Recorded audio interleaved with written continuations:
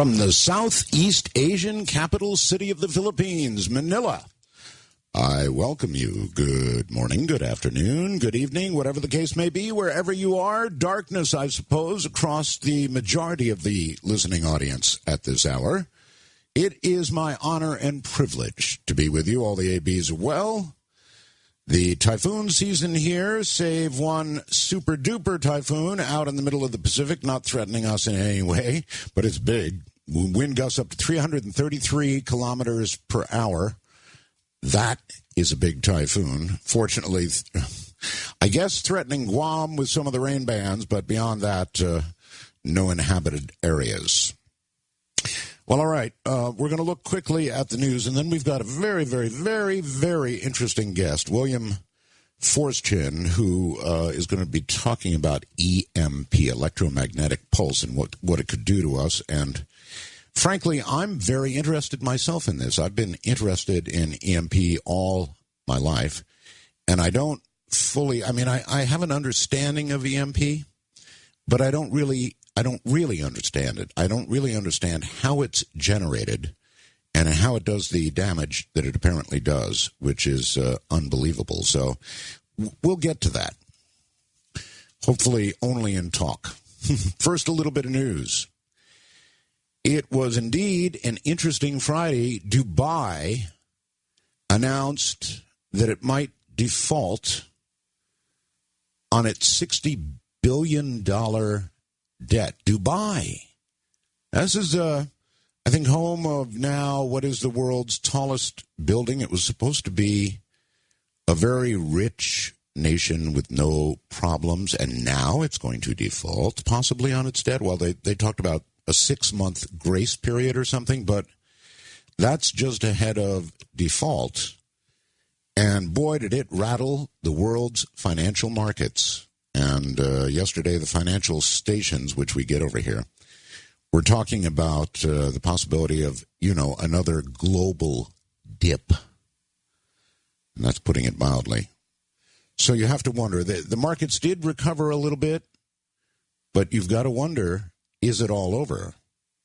I wonder how many other emerging markets are teetering on the edge of insolvency. In a blow to Iran, I don't think it's a blow, the board of the UN Nuclear Agency Friday overwhelmingly backed a demand from the U.S., Russia, China, and 3 other powers that Tehran immediately stop building its newest revealed nuclear facility and freeze uranium enrichment. Iranian officials, of course, shrugged off the approval of the resolution by 25 members of the 35-nation board of the International Atomic Energy Agency, but the U.S. and its allies hinted of new UN sanctions if Tehran should remain defiant. I don't mean to laugh, but UN sanctions have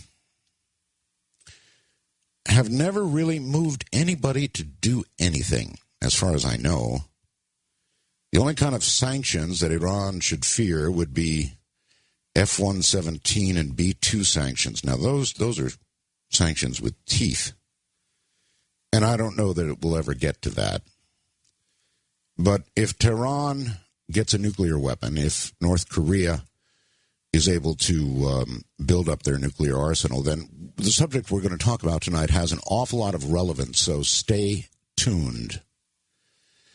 Tiger Woods injured early Friday. He lost control of his SUV. This all occurred at about 2:25 in the morning, local time. And I guess his wife grabbed one of his golf clubs and smashed the window and got him out. So golf clubs are good for something besides golf. I live next to a big golf course here. And I watch, it's a gorgeous golf course, and I watch the golfers, and even when it rains here, it doesn't matter if the wind is blowing, if it's raining, they're out there golfing under the absolute worst of conditions. Even in a typhoon, they're out there trying to golf. They are intractable. I guess you have all heard now about the Virginia couple who crashed the president's party. got by all the Secret Service checkpoints, took pictures with everybody who counts. Unbelievable. I guess there's going to be an investigation of how they did that. Very embarrassing for the Secret Service. Very, very embarrassing. A train has derailed in Russia, 25 dead. Oh, and then this. From Amsterdam, the U.S. Now has joined, along with China and other countries, setting targets this week for reducing greenhouse gas emissions. The world's combined pledges ahead of next month's climate summit in Copenhagen. They're actually calling it Hopenhagen. Some people are hoping that there'll be big changes.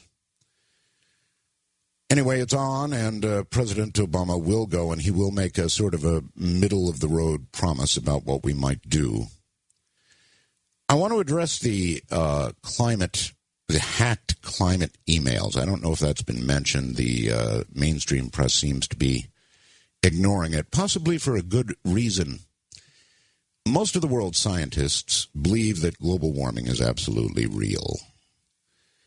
There are skeptics, of course, and whether any of the skeptics were behind this, or whether the hacking of these emails was just done, the timing seems a little suspicious. So what I did is I went and I read as much as I could. Even I want to know. I believe in global warming.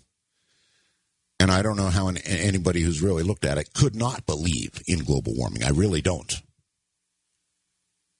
So I went and I looked at as many extracts of the emails as I could. I even went and tried to look at the full body of emails. There's simply too many. But in everything I read, it's embarrassing, of course. Private communications hacked and then made public are always embarrassing. But I really didn't see any smoke-emitting gun, if you'll excuse the sort of the pun. I really didn't see anything that said they were faking all of this. But I wanted to address the issue, and I really did, and I went and I looked as hard as I could, and they're picking out little words from, there's thousands of emails, I guess, and I presume they're legit, and even if they are legit, I really didn't see anything that says all of this is a hoax. And even if one or two scientists did fudge, if it turns out, I didn't see that, but if it turns out they did fudge data one way or the other, it's not apparent to me at this point with as much as I could read. And any of you who, they make big internet headlines about, the emails and it's all a hoax and all the rest of it. Well, I didn't read that. And any of you who go read it, let me know if you find anything that declares it's a hoax. They made it all up. And it's in the emails. I didn't see that. And I think that's why it's not hitting the mainstream press. But I wanted to mention it nevertheless, and I did the best kind of research I could before coming on the air. All right, a couple of other items. Suddenly, the moon looks exciting again. It apparently has lots of water, according to scientists on Friday, a thrilling discovery that sent a ripple of hope for a future astronaut outpost in a place that's always seemed barren and inhospitable. Experts have long suspected there was water on the moon. Confirmation came from data churned up by two NASA spacecraft that intentionally slammed into a lunar crater last month. Indeed, yes, we have found water, and not just a little bit. We found a lot, said Anthony Klapete, I believe it is, lead scientist for the mission, holding up a white water bucket for emphasis. Of course, everybody has kind of always thought the moon would be a launching point for Mars and beyond. And you need fuel. And when you have water, you have fuel. So there's that. And, of course, if there's going to be human beings there, you've also got to have water because we don't live long without it. So a lot of water on the moon. They're happy. The following comes from the Bulgarian press. And these are legit scientists in Bulgaria saying this. Aliens live on Earth and are in constant communication and interaction with us, according to Bulgarian scientists. This is all quoted by a news service called DNES, and I wouldn't try to pronounce it. It may not even be a name. It may be just initials for something. On November 23rd of 2009, it was even claimed that some alien species were present during a media statement. This is when they did the news conference for this, and I guess they said, well, they're here now, in which they had answered more than 30 questions put forward by Bulgarian Academy of Science personnel. You see, pretty mainstream there anyway. The deputy head of the Space Exploration Department within the BAS told reporters that they, the aliens, they're here among us now. He said that even though there is little awareness of their presence, they are conducting surveillance, said he, and research on Earth. The scientist said they're not hostile in any way. In fact, to the contrary, they are friendly, and they're willing to help us. Unfortunately, due to our lack of evolution and development, gee, I don't like that, we are unable to conduct any coherent form of conversation with this superior life form. They want to help us, but the problem is that we don't know what to ask of them once a contact is established. Filipov, the scientist involved, reckons it'll be impossible to try and track extraterrestrial life with our current radar equipment or through the use of radio telescopes. Apparently, the aliens were categorical that any future means of contact between us and them would be conducted through mental power and telepathy. The aliens are very critical of our immoral behavior and our destruction of the environment. They say that global warming is attributed mainly to infrastructural engineering. Haven't read the emails yet, I guess. Additionally, they are very skeptical of our use of cosmetics and artificial insemination because it is, quote, unnatural, Filipov said. Sounds more like the Catholic Church. According to Filipov, his team of scientists are currently analyzing the answers to their questions from the interactions with the visitors. Scientists aim to have a coherent strategic plan pertaining to questions which they will put forward to the extraterrestrials in their next meeting, which is now said to be scheduled for the spring of 2010. So that's mainstream science in Bulgaria. All right, coming up in a moment is William Forteschen. William R. Forteschen is a professor of history and faculty fellow at Montreat College in Montreat, North Carolina. He received his doctorate from Purdue University with specializations in military history, the American Civil War, and the history of technology. His current book, which is 1 Second After, what a great title, was cited on the floor of Congress and before the House Armed Services Committee by Congressman Roscoe Bartlett, a Republican from Maryland, chair of the House Committee tasked to evaluate EMP weapons as a realistic portrayal of the potential damage rendered by an EMP attack on the continental United States. So he'll be talking about that and, of course, the nukes in Korea and what an EMP attack actually does. So coming up in a moment, expect William Forteschen. Oh, there is one bit of news that may or may not be breaking worldwide, I don't know, but in the southern Philippines, in southwest Mindanao, that's kind of where all the trouble is, southwest Mindanao, there was a slaughter. There were 57 people killed. Near as we can figure out, it's political. There was somebody there about to, a mayor, I believe, about to register for election, and it was a family thing, a couple of families. It involved, though, 100 armed men, and there were 57 people slaughtered, shot, and then beheaded, I believe. So I don't know if that made it to the world press or not. It's certainly big news over here. All right, William Forteschen, welcome to Coast AM, or welcome back, I'm not sure. Have you been a guest previously? Yes, I've been with George a couple of times before, and, sir, it's an honor to be with you today. It's an honor to have you, my friend. All right, this is a subject near and dear to my heart. EMP, I guess I could ask you what it means, but it's electromagnetic pulse, right? Yes, sir. And may I ask to start, what got you interested in it? Well, I'm an amateur radio operator, have been since I was 13 years old, now 64 years of age. And I've just simply always been interested, but I have not, and this is going to lead to some interesting questions that I don't know that you're ready for, but I'm going to try anyway. I don't understand a very great deal about an electromagnetic pulse, how it's generated, how, for example, I understand that an air burst or a burst very high in the atmosphere will produce an electromagnetic pulse.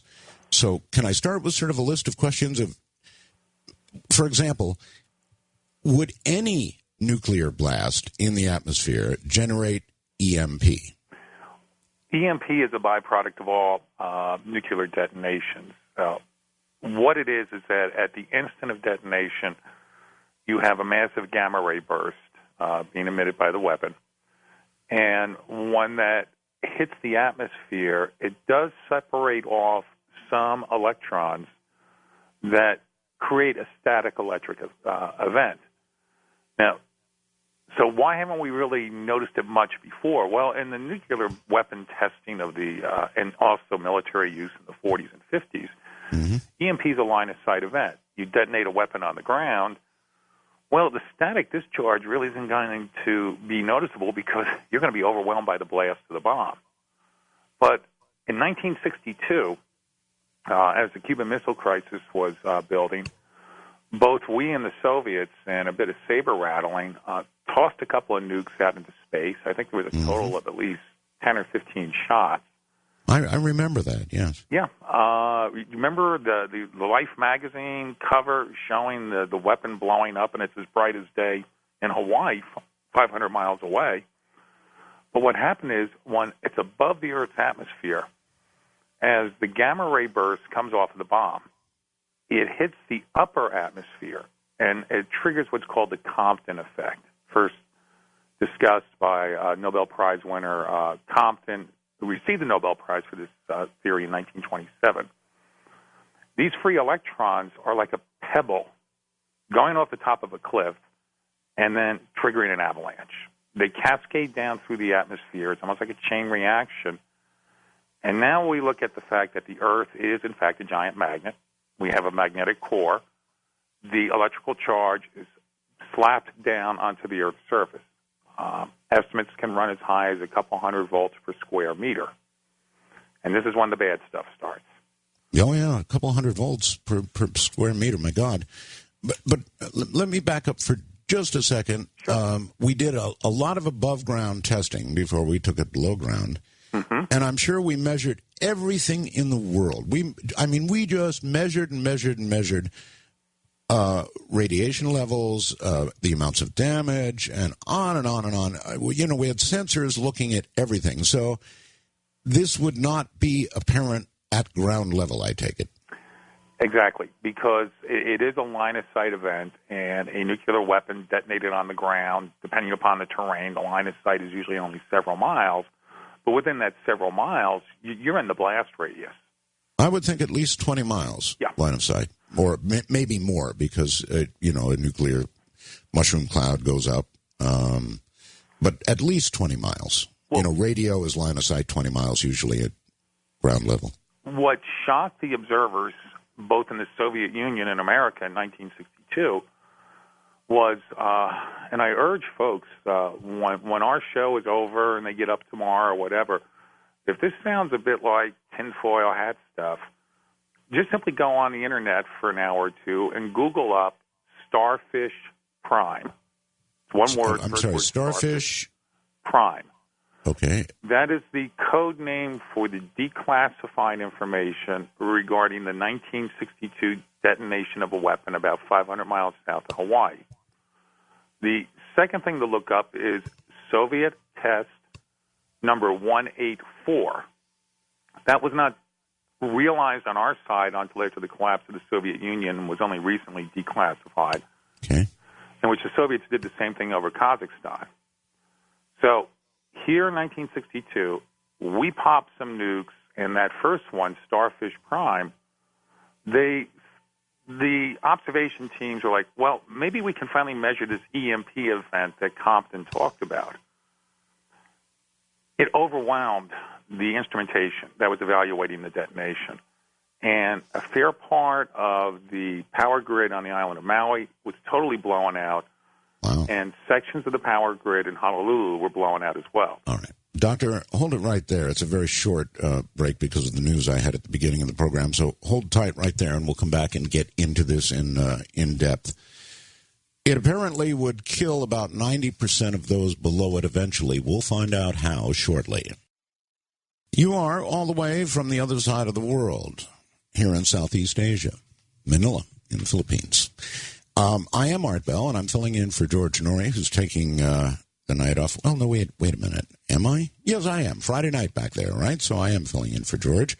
He's taking a night off, and I'm sure it's related in some way or another to the holiday. Tomorrow night, it's going to be Ian Punnett. And Ian is right here, I think, and Ian will tell us all about the show tomorrow night.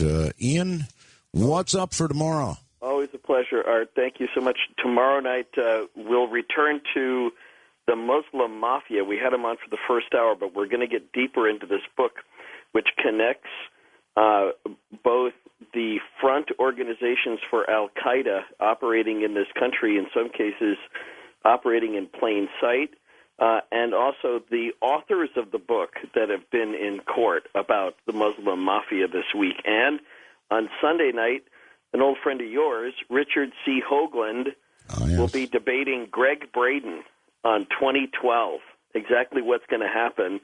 This was Greg's idea. He called me last week and said, got an idea, and RCH was willing to go along with it, so that's coming up Sunday night, what I'll be hosting on Coast to Coast.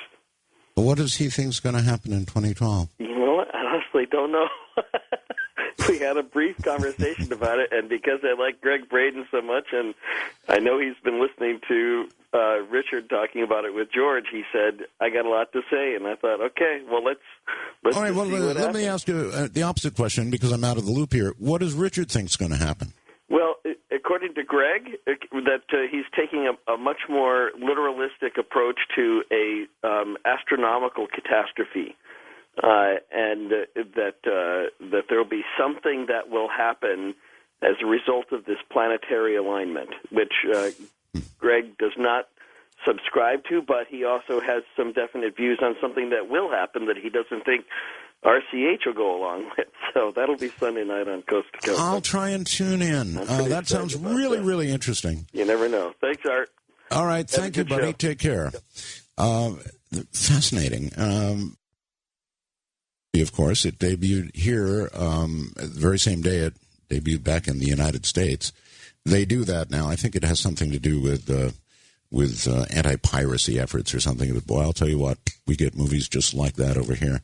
Have nice digital movie theaters and everything. All right, back with William Forteschen and EMP in a moment. James in Dorchester, Massachusetts, fast blasts me regarding the emails, the climate emails, and he says, Art, they must have gotten to you. Oh, I'm not surprised. The next thing you'll be telling me is polar bears can't swim. I guess he's imagining that, I suppose, that it's okay if the ice melts because polar bears can swim. Well, if they can swim and swim and swim and swim and swim, then I guess they'll be okay. James. Lovely. By the way, you can fast blast me anything you want, positive, negative, upside down, or whatever, by going to the coastcoastam.com website and finding Fast Blast and just typing it away, and it'll appear magically on my screen. All right, back to Professor Forteschen, and he is a professor, so I guess we should honor him that way, or a doctor, one way or the other. Again, I want to understand some of the basics of EMP, Doctor, and that is, for example, are there other ways to generate EMP aside from a nuclear detonation? Oh gosh, you just gave me an underhand pitch because listening to your program, the the promo on your program coming up in a couple of days discussing potentials in the year 2012. After my book, 1 second after it was released, a couple of weeks after it came out, one of my friends called up and he says, Bill, you got to read a book called The Sun, S-U-N, The Sun Kings by Clark. And it's about the impact of, it's actually about, mostly focuses on 19th century solar astronomy, in which for the first time I came across something called the Carrington event. Now, you mentioned right at the start your interest in ham radio and radio operation. And that's right. My old man, K2GEC, I used to sit up in the attic with him many an evening. And, you know, we both know that solar weather affects radio transmissions. Yes, of course. A major solar flare produces an EMP. The big one was back, I think, in the late 1800s, right? 1859. And okay, middle. Yet another thing that folks, if they think this sounds a bit crazy, look it up later. It's called the Carrington event. Now, I was attending a conference on EMP about 2 months ago up in Niagara. There's about 800 folks in the audience, experts from around the world. And when the team did the presentation on the potential of an EMP event from a solar storm, that room was as silent, as the old pin drop at the end. There was sort of an oh my God gasp. The head of that team, an incredible comment. He said, ask me to predict a military usage of an EMP weapon. I can't give you a percentage. Ask me to predict an EMP event within our lifetimes that could actually take down the entire power grid of the world. I think it's highly probable, almost inevitable. Now, NASA and NOAA put out a report back around May or June predicting a significant increase in solar storm activity peaking in 2013. Really? Yeah. As a matter of fact, to worry about now on top of everything else with the 2012 prophecy. Well, right now, scientists are saying, the last I read anyway, we've all been, ham operators have been very upset about the fact that we have not been having any sunspots. It's what's going on right now is, if not unprecedented, pretty close. There are no new sunspots, or so few. I mean, we actually saw the sun reverse polarity, and then we've had a few very weak sunspots that have sort of appeared in the opposite polarity and then disappeared, and there's a great vacuum where the sunspots ought to be. Well, we ought to be in mid-cycle right now on the way up, and nothing's happening, Professor. Yeah, and that's what caught me with the NASA NOAA report in June, and which became a major topic at the EMP conference in Niagara in September, is we are out of cycle, but the prediction is the cycle is going to finally pick back up and swing in again. Well, now, I hope so. When the Carrington event is named after a British astronomer, Carrington, obviously, who in 1859 was the first solar astronomer to observe a major solar flare event. About 24 hours after he observed this, the Victorian Internet, the telegraphy systems in England and in northeast United States went down. So here we have the overbuilt technology of that time. If you ever, I know I've seen some of the telegraphy equipment of that period, and as a historian, and boy, it's overbuilt compared to what we got now. Wires were melting off of the poles. Right. Railroad ties were bursting into flames from the current running down the track. Telegraphy operators were being electrocuted. It blew the grid out. Now, consider that happening to our vastly more elaborate, elaborate and delicate infrastructure of today.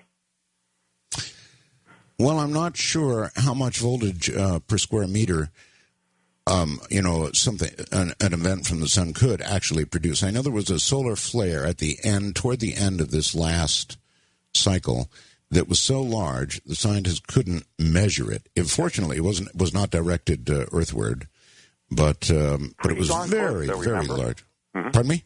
It was pretty darn close, though. It was sort of like a bullet going past us. Right, but didn't hit. Right. Horseshoes and hand grenades, I think.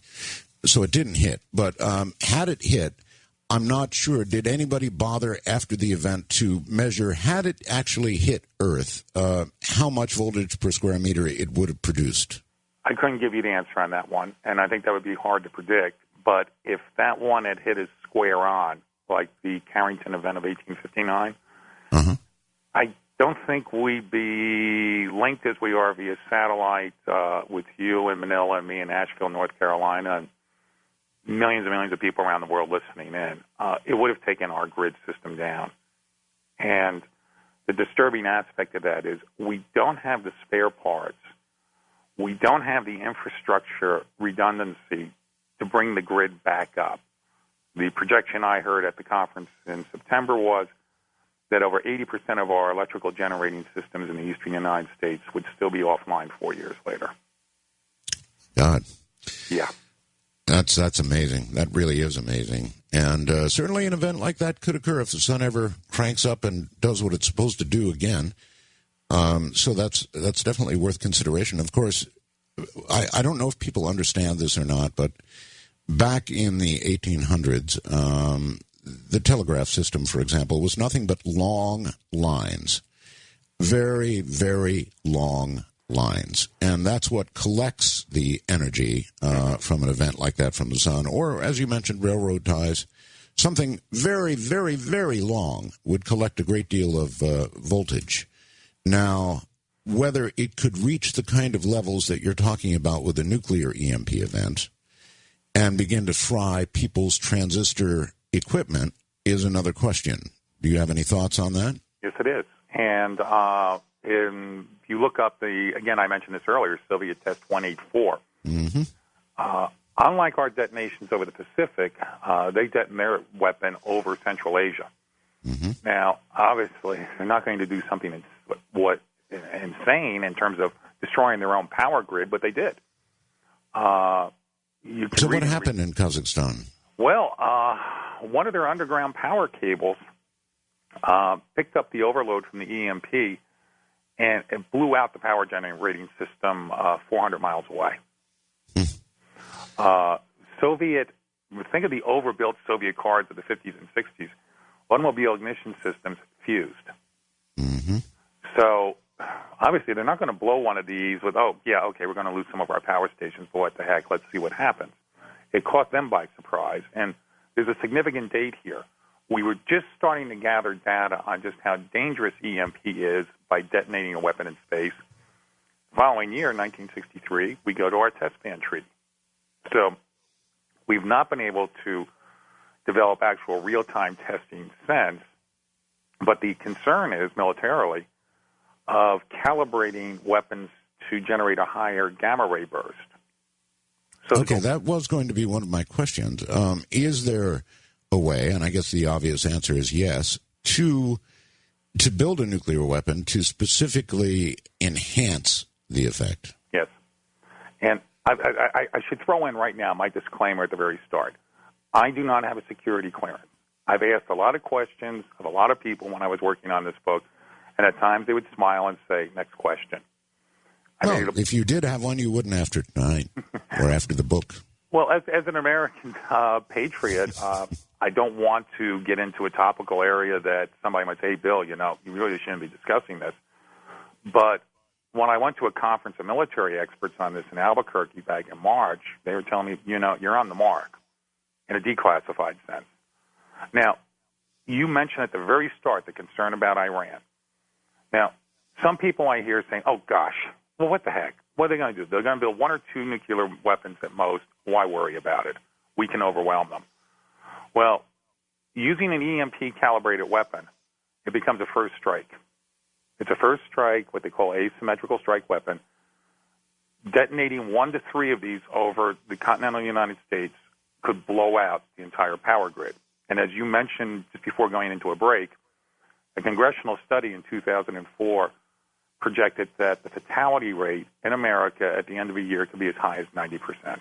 Okay, I'd like to try and understand that. There's a lot here to talk about. I'm not sure that Iran, of course, nor Korea, for that matter, has the ability to deliver weapons at that altitude over the United States. But Actually, they do. Okay, we'll get to that. All right, let's get to 90% of the Americans would be dead a year after an EMP attack. Now, obviously, as much as we worry about our communications and about the transistors and everything we use virtually, we're organic matter. EMP ought not really affect us that much if conventional wisdom prevails. Perhaps it does not. So how do 90% of us die after an EMP attack, even a very, very effective one?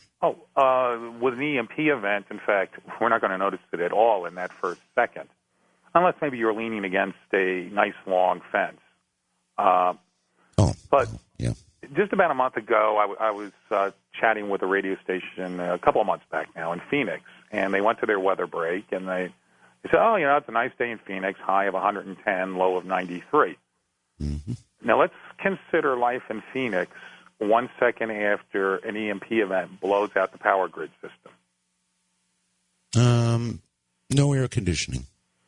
And with the elderly population that's rather high in Phoenix, with homes that are, of course, all designed for perfect climate control, what happens there? Where does Phoenix get its water?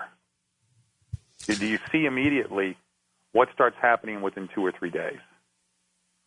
Part of the inspiration for this novel was, well, I shouldn't say part, a major part of it was my father was in the last weeks of his life going out like the old cavalry trooper he was. He was putting up a darn good fight. And a hurricane hit us up here in the mountains of North Carolina, 30 inches of rain in less than a day, and it blew out the infrastructure. Our power went down, our water supply was busted, and the nursing home called me up, and they said, hey, we need some extra help. I'm sitting there at 2 in the morning with my dad. I'm watching the respirator. We're on emergency power. I'm already thinking about the book about EMP. And I asked my friend, the nurse who'd been helping with my dad for a year, and I said, Dee, what happens if the emergency generator blows? What about my father's respirator? Mm-hmm. So, well, we go to bottled air. So what happens when we run out of bottled air? So, well, Bill, I'll give you one of those squeeze balls. Mm-hmm. And I'll freely confess, George, I broke down in tears. I was sitting there thinking to myself, and yes, I keep squeezing air into my father's lungs until I get tired and I can't do it anymore.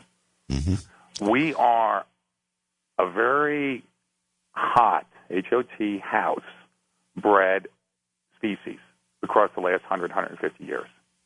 We've become used to a very wonderful, brilliant designed system, but is incredibly fragile. Pull out 1 or 2 props as that system starts collapsing, all hell breaks loose. But 90% of Americans dead a year after an EMP attack. That seems like can you? I mean, I can see, for example, that Phoenix would get hot. Yep, a lot of elderly people would probably expire from the heat. Even my home, Pahrump, Nevada, back in the States, would be very much exactly the same way. We get some of the hottest temperature. It's adjacent to Death Valley. Some of the highest temperatures in the world. You have to have air conditioning to live. So I can understand what you're suggesting with respect to those areas, but there's a lot of moderate areas. 90% of the people, that's a lot of people. How does that happen? Let's not talk about Phoenix for a moment. Let's talk about, I don't know, San Diego. That would be the other side of the spectrum, where it's eternal spring, or I don't know, Chicago if you wish, or whatever. Let's talk about my hometown. 1 second after, my book 1 second after, I wrote it actually in my hometown of Black Mountain, North Carolina, just outside of Asheville, home of Joshua Warren, who I know is on your show occasionally. And let's look at Black Mountain, where I set the novel. As soon as the grid goes down, what about our water supply? Well, we're fortunate. We're gravity-fed from a reservoir. As long as your house is below 2,500 feet. Above that, you're out of luck. But that watering system goes through a filtration and chlorification process. And then when you flush the toilet, it goes mysteriously away to a filtration plant in Asheville. That finally puts the water back into the French Broad River, sterilized. Right. All of that is now offline. What happens is that within a day to 3 days, you're into a major crisis regarding clean, purified water. Sure.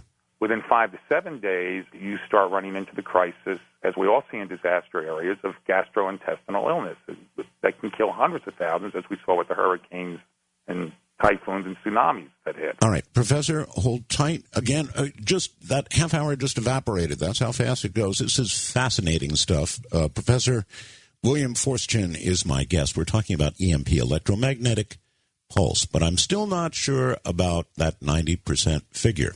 I'm Art Bell. From the other side of the world, actually, Southeast Asia, Manila. How you doing, everybody? I am Art Bell for George Norrie, who gets the night off tonight. I think it's related to the holiday. William Forteschen is my guest, and we're talking about EMP, and I'm only questioning the 90% figure. I guess I guess what it means is, yes, the infrastructure obviously across the country under those conditions would absolutely collapse, but 90%. I'm not sure that we have that much of a lack of resilience, but maybe we do.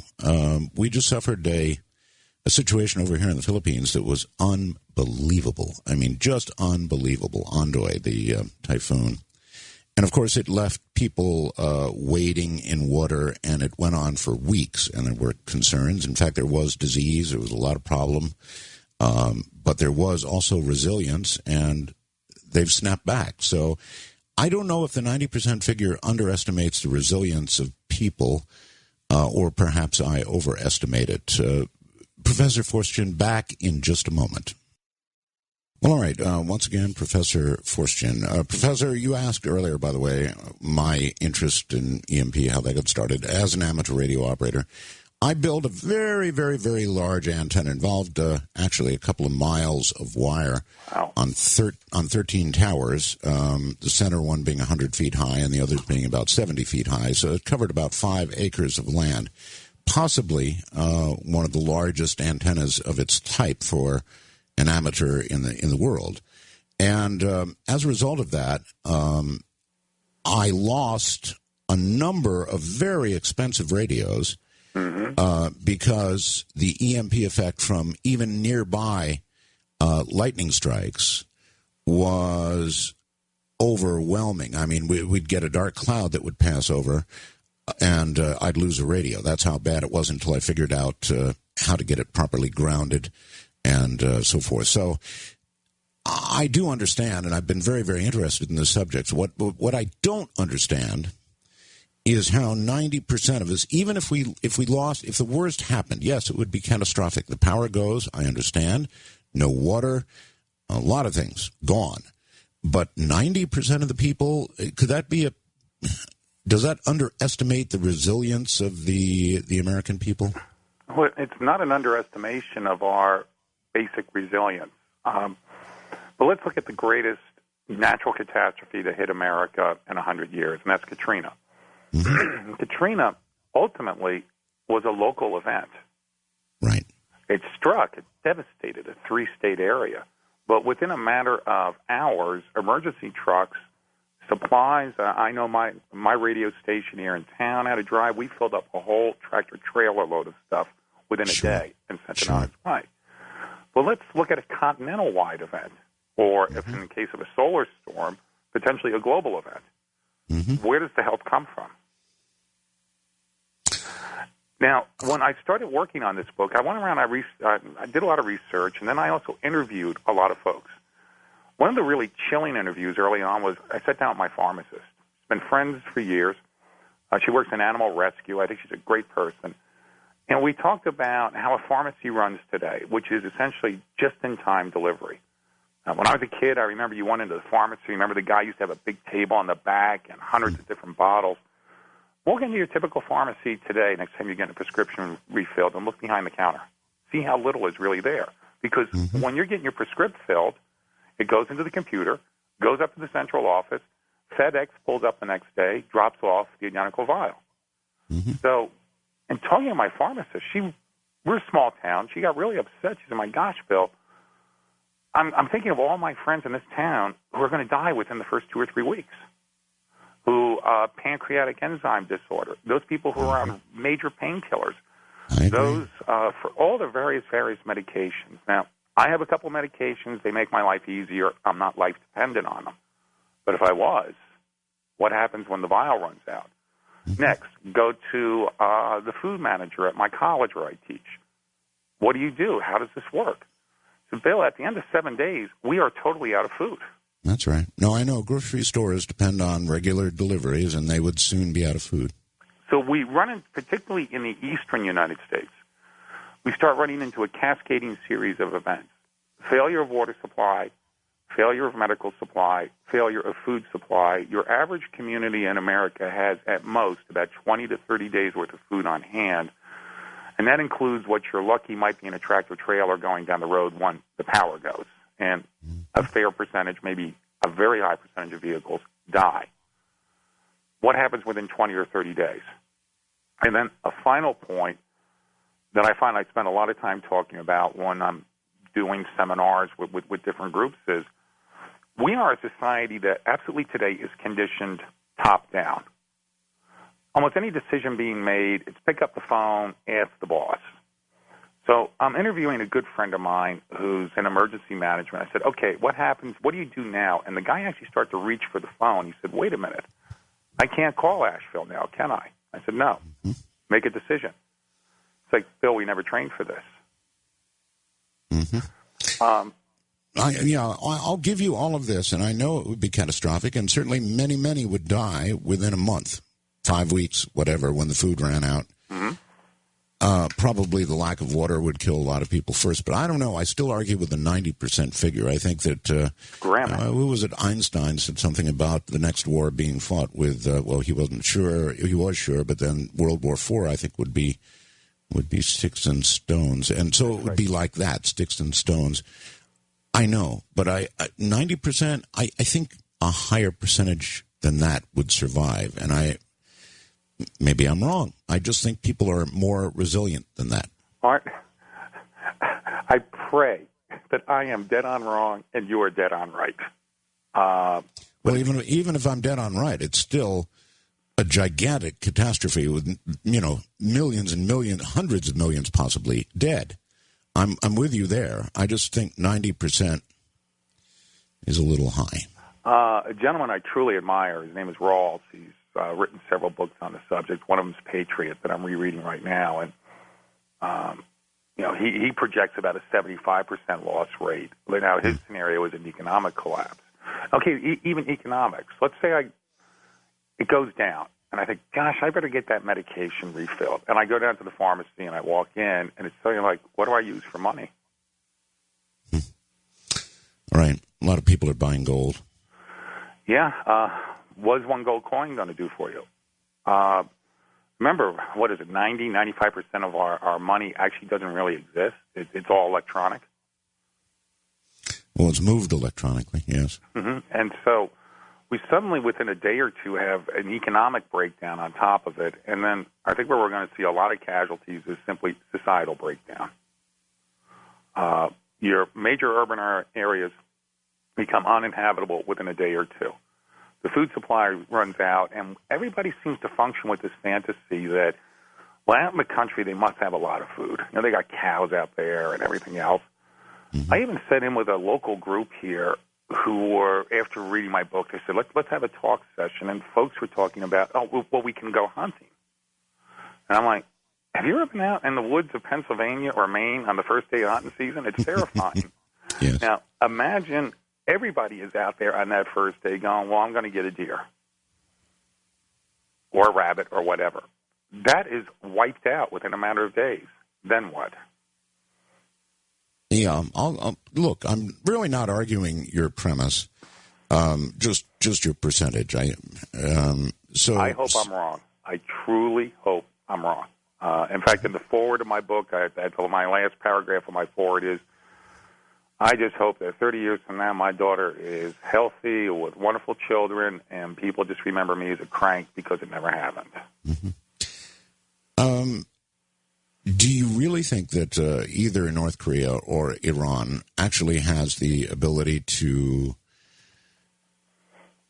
put a series of nuclear devices into the atmosphere above us now? Well, let me draw a little analogy before answering directly. If I step outside tomorrow and some crazy new guy has moved in next to me, and I see him out there with a gun and he's doing target practice, and what is he practicing on? A picture of me. I'd get worried real quick. Sure, absolutely. Iran, starting some years ago, started doing vertical launch testing on barges out in the middle of the Caspian Sea. In other words, they're popping a missile, sending it straight up, upwards, trying to reach a range of 200 miles. The missile detonates, and then they declare that it was a failure. Now, and you've got a great audience out there that are into these various things. We all know that when you're putting an object into orbit, you launch it at an angle. Shooting something straight up, it's going to, boom, it comes down. So why is Iran launching missiles vertically off of barges? It fits only one scenario. Take a container ship, put it off the eastern United States, Gulf of Mexico, or out in the Pacific, pop a missile straight up, detonate it, you got an EMP. Mm-hmm. You don't need an intercontinental ballistic missile, which, by the way, Iran did happen to launch back in February. And only about 2 weeks ago, there was a little minor news item that Iran has perfected a higher level of detonators, which means that the payload can now be significantly reduced. Yeah, I was going to ask, what kind of, if we can go back to the technical aspects of it for a second, what kind of megatonnage,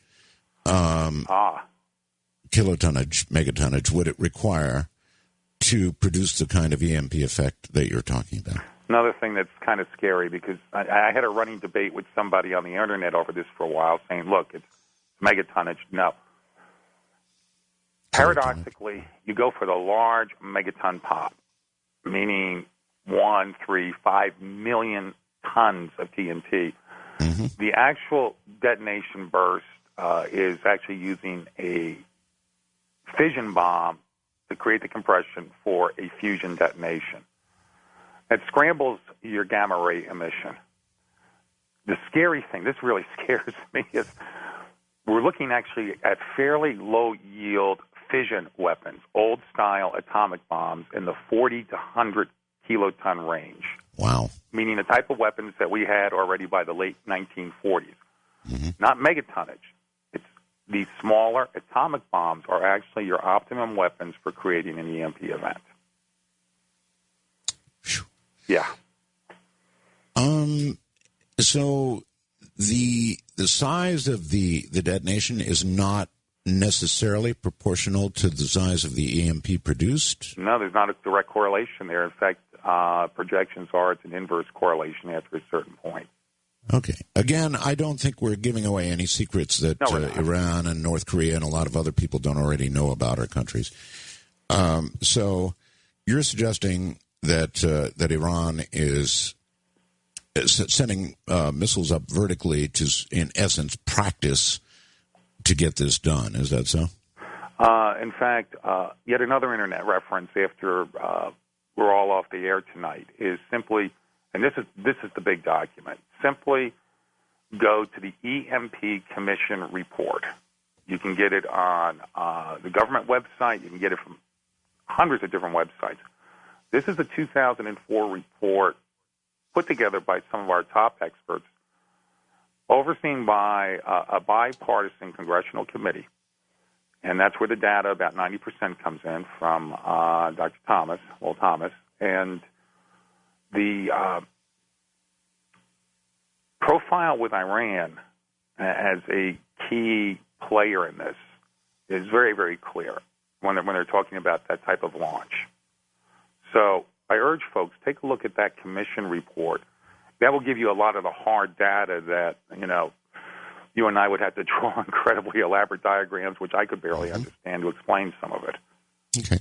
The references so far would be the Soviet Test 184 over Kazakhstan, then Starfish Prime, I think it was, and EMP Commission report. Mm-hmm. And you can link into all those through my website, which is onesecondafter.com. Okay. Yeah, a lot of people are going to be going to look this up and try to verify what we're saying. All right. I knew about EMP weapons, and I've known for a long time. But why is the kind of information that you're giving me tonight so new? In other words, most people knew about EMP, or at least I think a majority of people knew about it, or heard references to it in passing, but they didn't know that it could produce the kind of catastrophic end that you're talking about tonight. Well, there's 2 points to there. One is MAD, the old mutual assured destruction of us versus the Soviets in the 1960s, Dr. Strangelove and all that. Sure.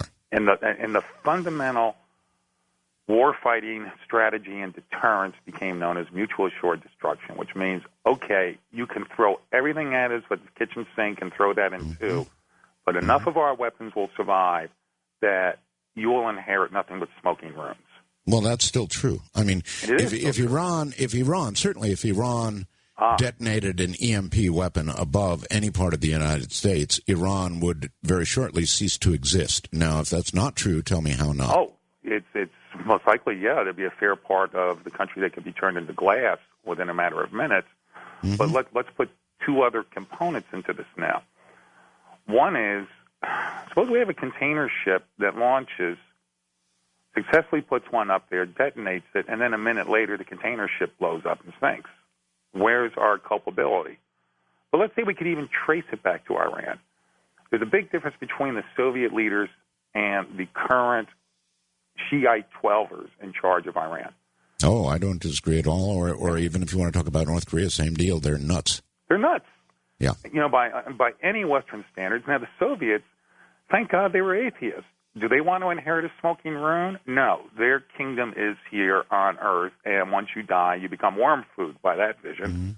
But suppose we're facing an enemy who actually believes that by destroying the infidel, you bring about the end time, the Mahdi returns, the lost Iman, the hidden Iman, comes up out of that well, and you all get your reward. You got 70 girlfriends waiting for you, and hey, great day, isn't it? And so what if we all die? We've created the fulfillment of prophecy. Okay, I'm with you there, sure. As long as they're willing to, sacrifice their country and their own lives to get us, then yes, it could happen, sure. And that apocryphal vision that these people have, for heaven's sake, we must never confuse the leadership with the people. We saw what almost started in Iran earlier this summer and then was smashed down. But all it takes is one crazy person with their finger on the button saying, let's go. And then there's even a moral question that I've talked about with some military people. Let's say North Korea did it. We know who would be doing it, the sick nut job that's running their country right now. How do we retaliate? Do we slaughter the slave population on the surface? Well, I imagine that's what would occur, yes. And what a horror that is. It's a horror, right. War is always a horror. But I'm convinced that anybody who would attack us in that manner, as long as we could pin it on a nation, and I think we would, ship or no ship, I think we would, in fact, would be smoking rubble. Certainly we'd retaliate with nuclear devices, and a lot of innocent people would die. That government would cease to exist. And I guess, the scenario you gave me, it might cripple the United States. I'll give you that. It would, certainly. I can see the economic infrastructure if it was over the northeast part of the U.S., just in total disarray, totally destroyed, rather. And so, I can see what you're suggesting could occur, but it would be a mad situation, and we would retaliate in that manner. I'm almost certain we would. Or do you see a scenario where we would not? We most likely would. I mean, of course we would. But let's look at it this way. I have a character in my novel, about 2/3 of the way through, they're discussing, well, we think these guys did it and we turned Iran into glass. His response, Does that change the fact that we're all dying? No, of course not. Professor, boy, this time is just flying. This is a fascinating subject, and I guess I've got to concede, except for the 90% figure perhaps, that you're right. From Manila, I'm Art Bell. Here I am. We're talking about EMP and essentially the end of the world. Well, I don't know. I guess that's something we'd have to think about, too. It really wouldn't be the end of the world. It might be the end of the United States as we know it, but the end of the world, perhaps not. Barbara in Hollywood, California, says, Art, wow, how would we retaliate? Would we still be able to launch missiles? With the EMP having taken out more of the U.S., wouldn't the perpetrators have more than one vertical bomb go off at strategic points, East Coast, West Coast, and so forth? Yes, no doubt that would be the case. Retaliate? Oh, yes, we could retaliate. The military is well aware of EMP and has hardened their sights against such an event. And it is possible to harden against EMP. So, yes, we'd be able to retaliate. The question is, as the professor suggested, what would be left, not of the country we retaliated against, because essentially there would be nothing, because, yes, we could retaliate, Barbara. The question would be, what would be left of our country? Back in a moment. Well, all right. Once again, Professor Forteschen. Professor, welcome back. I see how what you're suggesting could certainly occur, and even if it was done well, by that I mean efficiently, and they got one up over the West Coast and one up over the Northeast and whatever else they were able to do simultaneously, it would cripple America. We would retaliate. Whoever did it would be absolute toast. But it wouldn't be the end of the world, would it? No, of course not.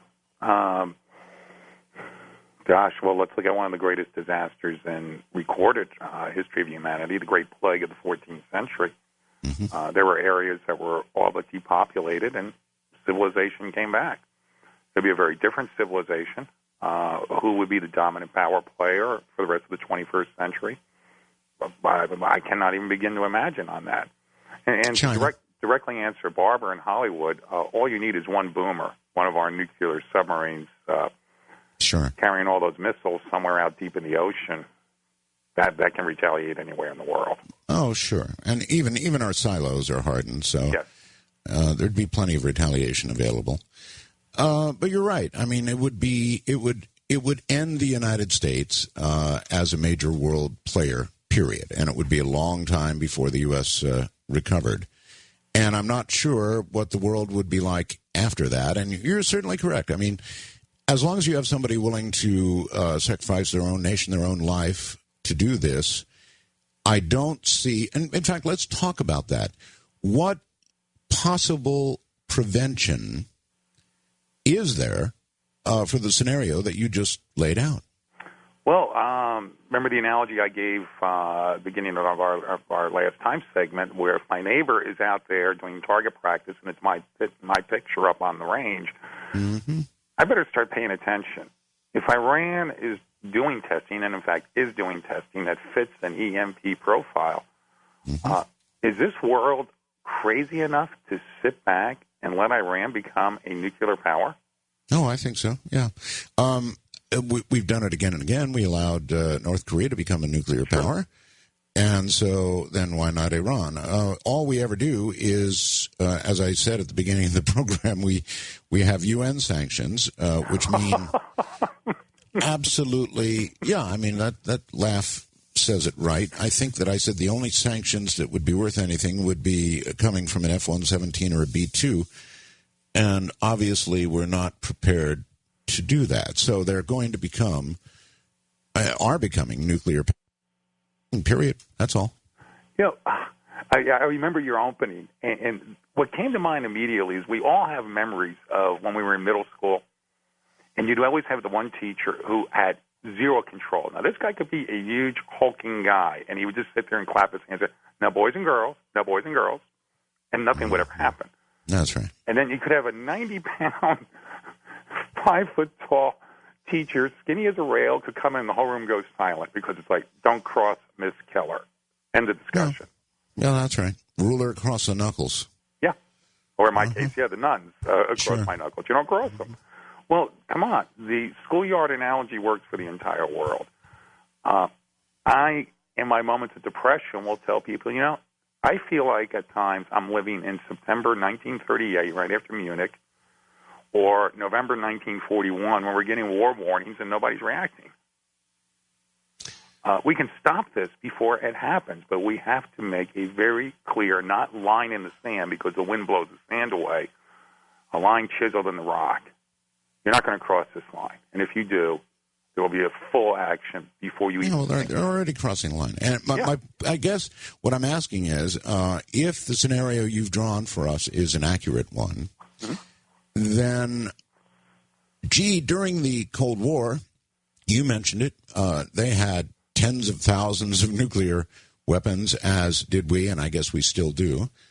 And everybody was aware of the possible end of the world. I mean, if everything had let loose, it would be essentially the end of the world.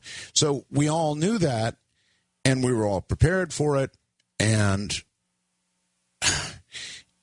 but this danger is not only not known, but it's not talked about. Our government hasn't said, look, here's what could happen. It could be the end of our country, and we have other nations, rogue nations, that are preparing to do this, and so therefore we have to act with sanctions that don't come from the UN, but come from a direct military action, period. So we have to do it because otherwise here's what will happen. So why isn't that going on, Professor? That's a political question, I guess. Sir, and let's not forget the solar aspect of this. I mean, completely outside the realm of a potential military scenario, what I heard from the solar experts were, you want me to predict a solar EMP event that could take down a fair part of the global grid? Almost certain. And you said the key word right there about a minute ago, preparedness. There's preparation at a number of different levels, from right within your own household all the way up to a national level. That one, the key thing is, as you know, you described it yourself. You hardened your antenna system. Mm-hmm. Also, I was thinking, did you have a very big plug that you could pull to disconnect the antenna from your expensive radio? Yeah, that's right. I did. I had a big Frankenstein switch, is what I call it. Yeah. But again, I guess you're missing my point a little bit.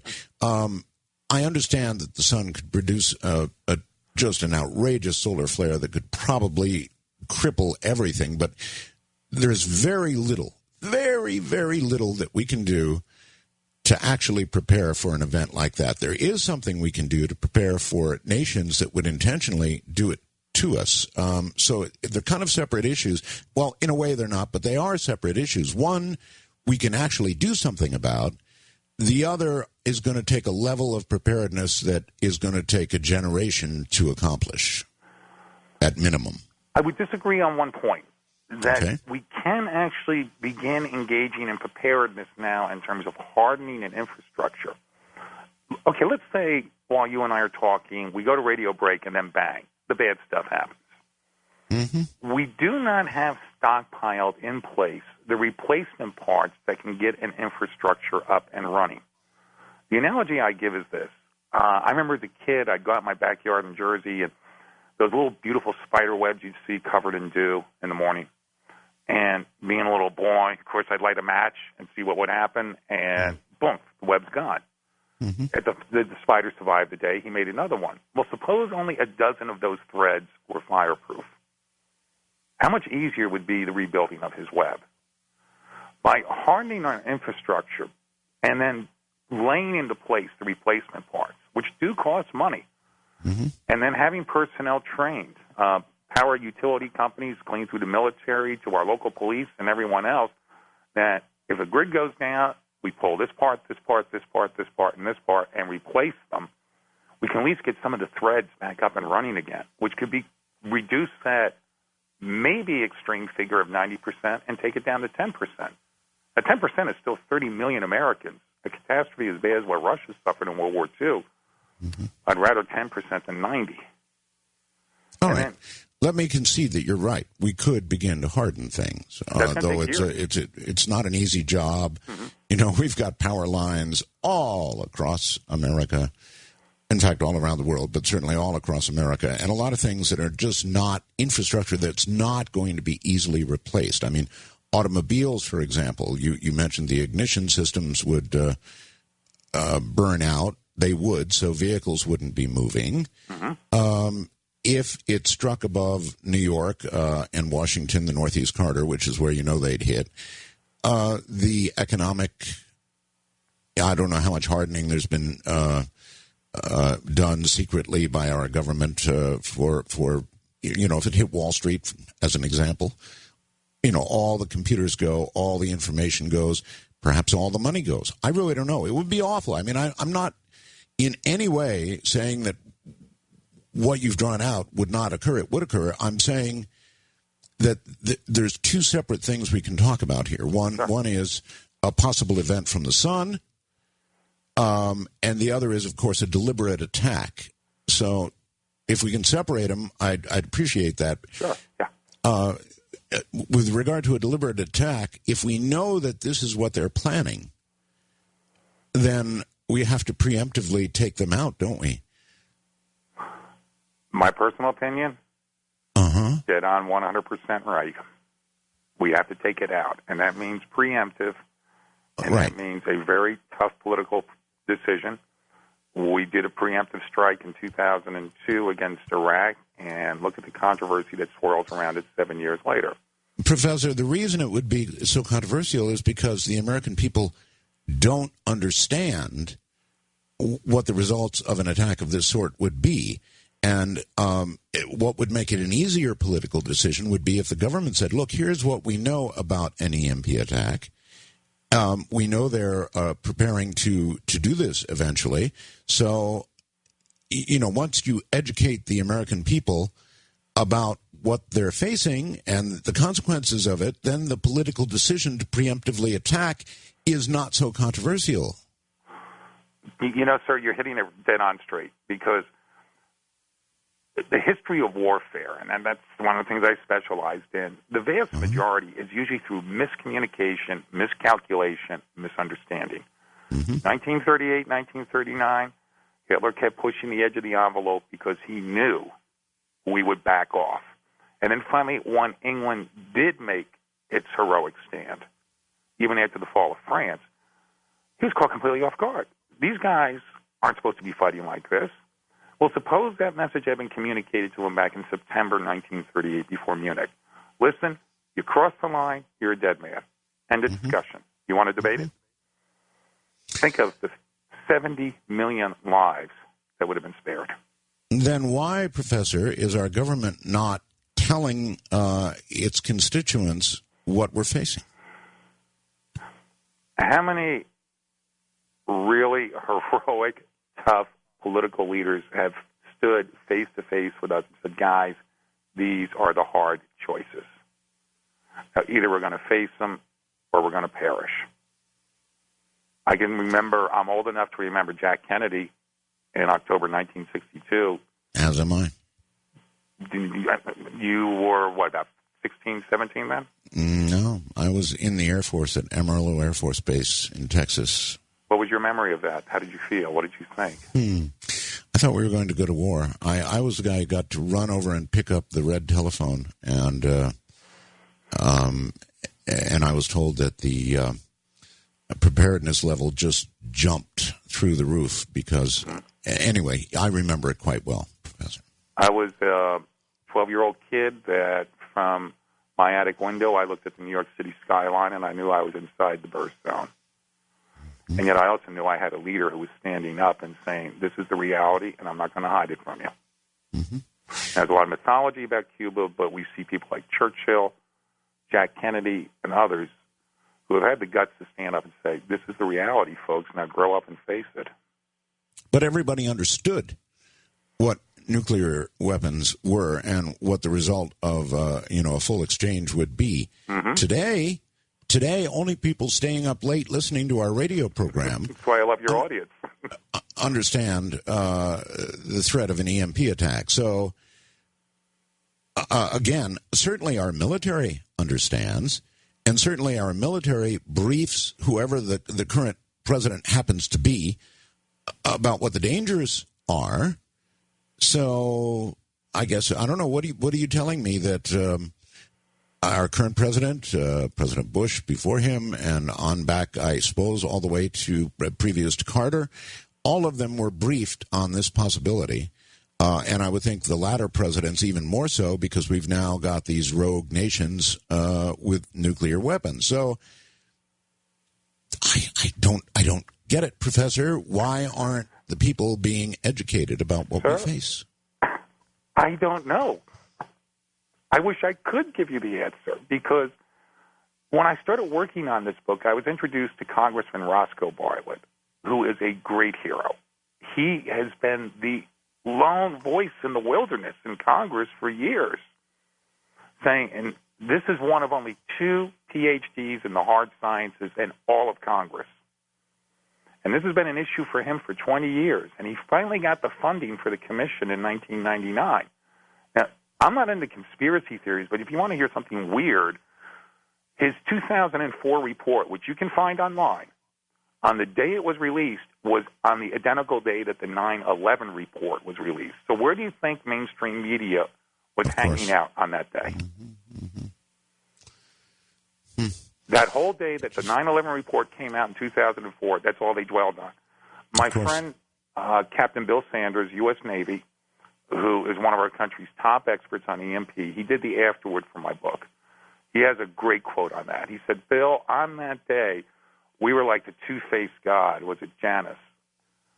And we were looking backwards to the last war rather than thinking of looking forward to the potential of the next war. Okay. Let's try this again, Professor. There's 2 scenarios. One is, of course, a rogue nation simply detonating one of these above us, and the other is our sun. Now, I'm well aware that the sun could certainly and will probably certainly become active again, and eventually will get hit by a big solar storm. Mm-hmm. But if you take the largest example we can think of, and that would be the just a monstrous solar flare that missed the Earth. And what was it, 3 years ago? I think it was 04 or 05 around Halloween. 4 or 5, yeah, okay. Yeah. Had that hit the Earth, this is kind of a technical question for you, but had that hit the Earth, is there any way that you can give me, that you can delineate between what that would have done versus what an intentional attack with a nuclear device detonated above us would do? How many volts per square meter? How much of the infrastructure would collapse as a result of something from the sun versus a nuclear weapon? Just so I can understand the severity of the 2 threats we're talking about. There are some very good websites on the variable potential of a flare output versus what's the potential EMP. It's known as EMP-3 is created. I cannot give you those figures. I'm not sure. And I've been told it could be worse than a military scenario. It could go into the hundreds of volts per square meter. But the best way to get that data is go online. And yet in the again, case of something from, I'm sorry, in the case of something from the sun, Professor, we do have Bill, the Earth. please, Bill. We do have the Earth's magnetic field, which, if it gets hit hard enough, is depressed. And of course, the really scary scenario is that there's a series of very large flares, and the magnetic field gets very depressed, and then, weak as it is, boom, it gets hit by a giant one, and the scenario you talk about is underway. I just would love to have a way to understand the difference in the severity of these 2 possibilities. And I guess there is no way to know, huh? The information is online. I've gone through it, and as I mentioned at the start, I've only been bringing myself up to speed on the solar aspect of this since my book was published in March. And a friend referred me to the book, The Sun Kings. I don't know what's happening to our time. Professor, hold tight. Believe it or not, another half hour just went by. This is just amazing how quickly time passes when you're having fun. ? All right, everybody. My guest is Professor William Forteschen. We're talking about EMP events and what they would do to us. From Manila in the Philippines, I'm Art Bell. Something we can do as long as there's no EMP. That's worldwide communications. Hi, everybody. I am Art Bell, filling in for George Norrie. Has a night off. Professor William Forteschen is my guest, and it's a pretty bleak scenario that he's been laying out. Now, I understand that some of you will have joined the program as it has gone on and probably, I don't know, are not exactly aware of what we're talking about. We're talking about an EMP, which is an electromagnetic pulse. Now, what it would do is virtually destroy all the transistors, all the long power lines, the whole shebang would go down. Computers that hold our economic data would be dead. The power grid would be completely dead. There'd be no water shortly because, of course, you need power to pump water, and on and on and on. You get the idea. It would essentially be the end of all. And, yes, some percentage would survive, but it would probably be a fairly low percentage compared to the total population of the United States. Most would die. I guess we can say that safely. That's an established, I don't think you can argue with it, scenario. That's what the professor has laid out. Smaller nations like Iran and North Korea could accomplish this. Now, the American population is largely unaware of this threat. Unaware. They don't know about it. It's not like the old days when the tens of thousands of nuclear weapons on each side could destroy each country and probably in the process the entire world. But it's every bit as serious a threat and maybe more of a threat because it's held in the hands of those who don't care whether they live or die. There is also a threat from our sun. Now, I'm not sure there's as much we can do about that. Certainly, we can begin hardening if we understand the threat. But there is something we can do about the other, the man-made, the hand of man threat. That we can do something about if we understand the threat, which obviously the majority of us do not. So more of all this in a moment. We'll be right back. Well, all right.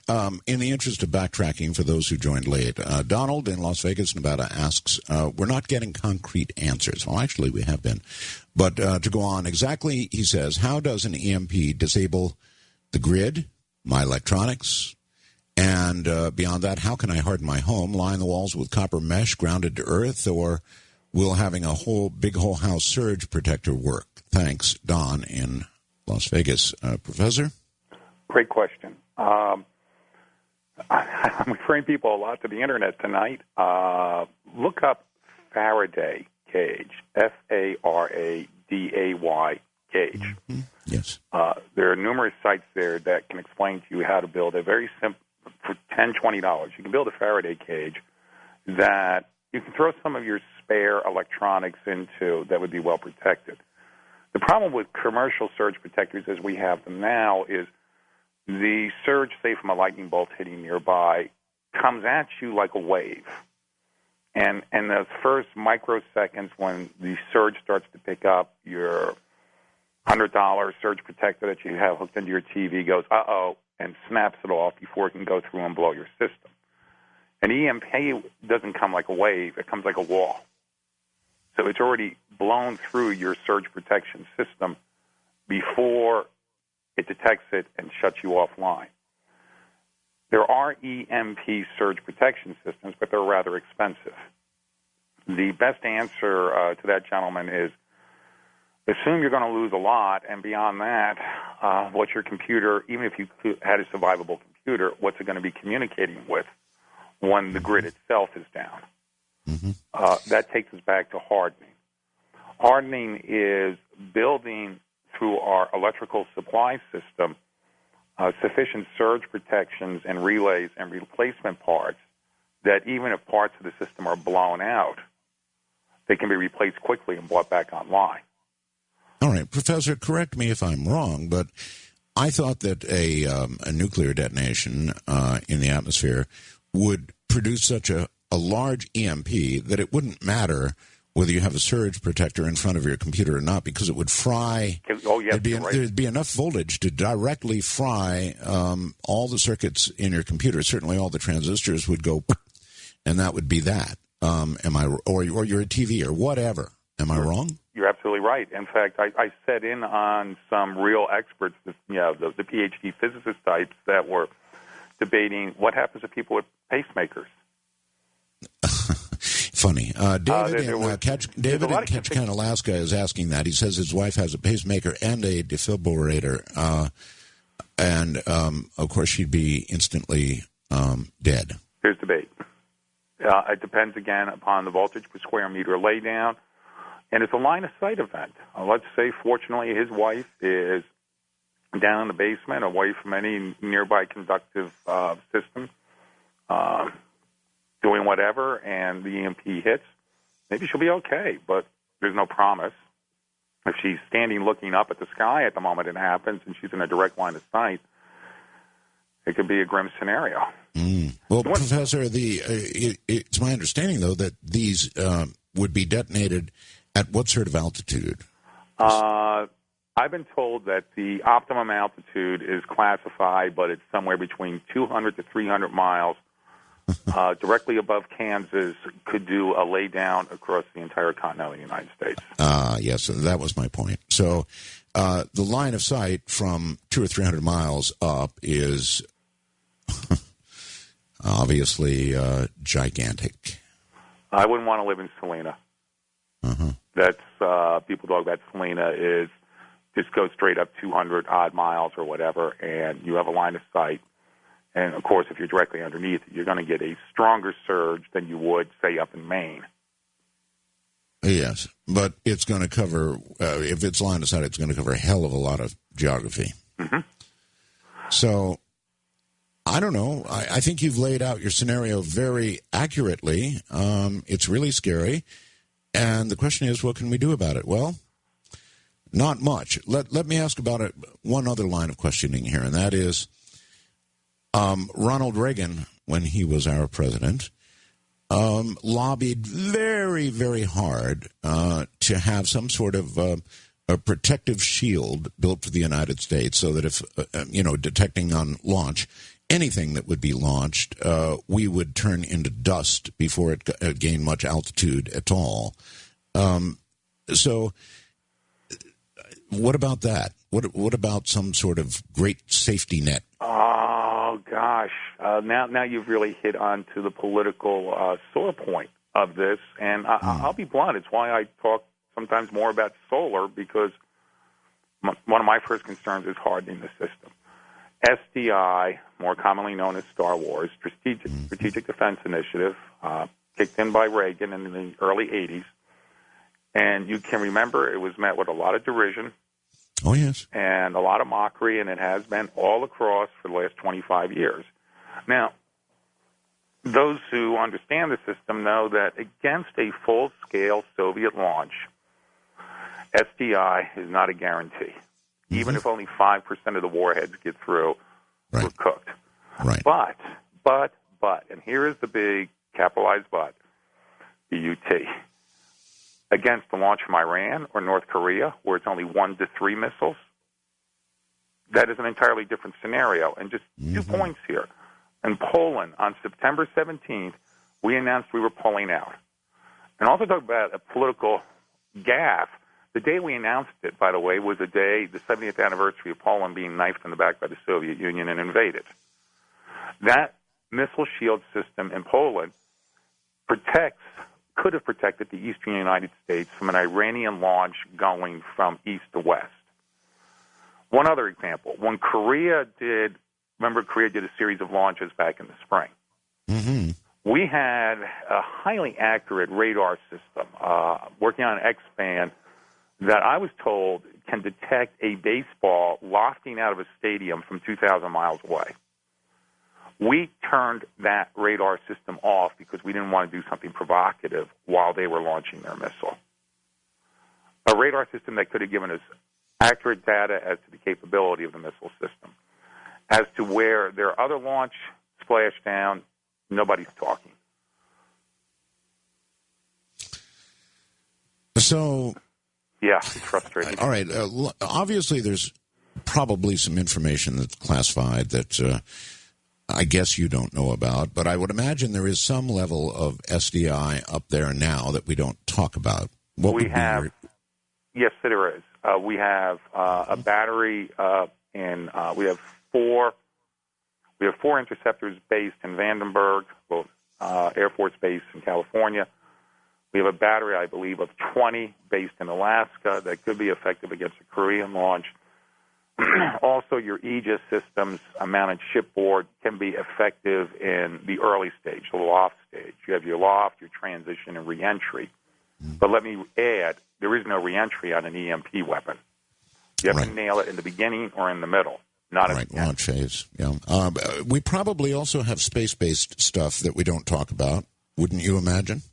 I can imagine, but I've never heard anybody talk about it. I've heard a lot of people, and I'm very enthusiastic in my support of what's called brilliant pebbles.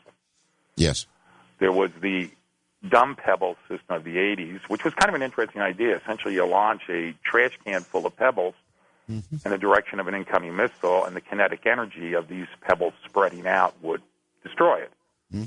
Brilliant Pebbles is a system of small satellites with about 6-foot-long interceptors mounted on them that are in orbit, same way we have, 14 or 18 geosync, our geopositioning satellites. But any particular spot on the Earth is covered at any given moment. Detect the launch, pop it while it's still in the loft stage, or definitely in the transition stage. So we probably have some protection. We probably have some protection that is classified and that we're not aware of. Yeah. Hopefully that's the case, and maybe that's why they're not educating the public. Perhaps that's why they're not educating the public about the danger. Otherwise, the collective silence on this issue, with the exception of what we're doing right now, is overwhelming and can't be justified, can it?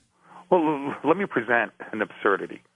In talking with Congressman Bartlett and his staff, and they were tremendous help with getting data. And I remember early in my first conversation with Congressman Bartlett, who is our leading advocate, along with Benny Thompson, by the way, a liberal Democrat from Mississippi, and a conservative Republican from Maryland, worked together on this. Congressman Bartlett said, Bill, the problem with EMP is there's no constituency. Now, sir, I maintain you are doing a great patriotic duty tonight by talking about this. You reach millions of people. If you help build a constituency of audience who start to say to their congressman, by heavens, one of you guys is going to take this thing seriously, then you've done an incredible service for America. Now, let me give you an absurdity. While all of this has been going on, and since my own direct involvement in my book, 1 Second After, coming out, you know that Congress passed a law forbidding us from owning chimpanzees? I do that again, please. I'm sorry. Congress passed a law forbidding us from owning chimpanzees. Okay. Do you see my point? Well, one woman endured a horrific tragedy. Remember, she was on some talk show a couple of weeks ago. The woman who had her face torn off by chimpanzees. Oh, that's right. Yes. Mm-hmm. Well, that gained such national media attention that some congressman stood up and says, by gosh, we got to pass a law against chimpanzees. Yeah. Meanwhile, the entire nation is at risk on other issues, and it's ignored. It shows the absurdity of government at times. Well, when I look at this, I can only imagine that they either feel there's nothing we can do about it, or that even an education of the public wouldn't allow a preemptive strike if that's what it's going to take, and it sounds like it will, short of something classified that we both don't know about, or at least I don't. Are you aware of... let me rephrase this. Are you aware of any classified material that would justify the government's silence on this subject? Let me please, and I'm so glad you asked me that, please let me emphasize, I have never looked at classified information. I have asked questions at times for two experts who just smile and say, Bill, let's change the subject. My anxiety comes because of attending a number of conferences on this subject, in which there are people who are aware of both classified information and, of course, the declassified, who express a lot of anxiety. That reaction tends to tell me that there is a real, genuine reason for a national concern and a need for national education on this, which you are doing at this very moment.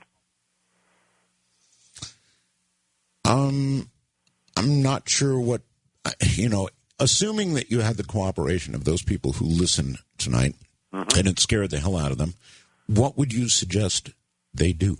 House Bill 2195, for starters. Now, granted, we're all preoccupied with the health bill and other issues, and a wonderful lady in my life has a wonderful quote that I know Congressman Bartlett even picked up on, which is, she was reading my book and doing some editing on it. She said, Bill, what good is a bailout? What good is a health care bill if there's no country left to bail out? Good point. Good point. House Bill 2195, you said? H.R. 2195, co-sponsored by Benny Thompson and Representative Bartlett. You can look it up online. It is a first step towards hardening our system. So it provides for the beginning of the hardening of the infrastructure? Mm-hmm. In what manner does it do that? It's looking particularly at the smart grid system that the administration has proposed, which ironically is even more vulnerable in its infrastructure. It's creating more vulnerable points. Granted, it's beautiful high tech, highly vulnerable. H.R. 2195 specifically demands funding, which would increase the cost by about only 10% to ensure that the smart grid is sufficiently hardened to withstand a major EMP event. That would be a huge step. And what kind of timeline, even if you assume for a moment this passes, which in the current political atmosphere I doubt, but if it did and it got signed, what kind of timeline would be involved in terms of hardening? I've been told 3 to 5 years we could start to see a major effect. 3 to 5 years.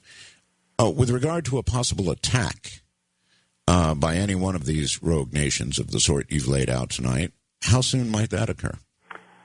I am deeply, deeply concerned. In fact, when you were going over the news at the start of your program, and I could hear in the tone of your voice discussing a number of nations have told Iran, oh, please, please stop. Yeah. I am deeply worried for the safety of my daughter and my country on the day that Iran has lost capability, which they already have, combined with fissionable warheads, that they have 2 to 3 of them. That's the day they can take us out. It's about as scary as it gets. Yeah. It's really about as scary as it gets. What I'd like to do, Professor, is allow the audience to begin to ask some questions. Go a little bit earlier because there are an awful lot of very, very good questions. I suppose we didn't concentrate as hard as we might have on the solar aspect of this, but it seems so difficult to marshal enough support in the case of the sun. In other words, an event from nature, as compared to the act of a nation and a possible preemptive strike. Anyway, this half hour is gone. When we get back, we're going to open the phone lines from Manila, Southeast Asia, in the Philippines. I'm Art Bell. This is Coast to Coast AM. Want to read about it? It's called 1 Second After. That's the professor's book, 1 Second After. I'm going to read an email because I want the professor to have a moment to digest it before we come back. And this was sent prior to the show, and I thought it might be relevant.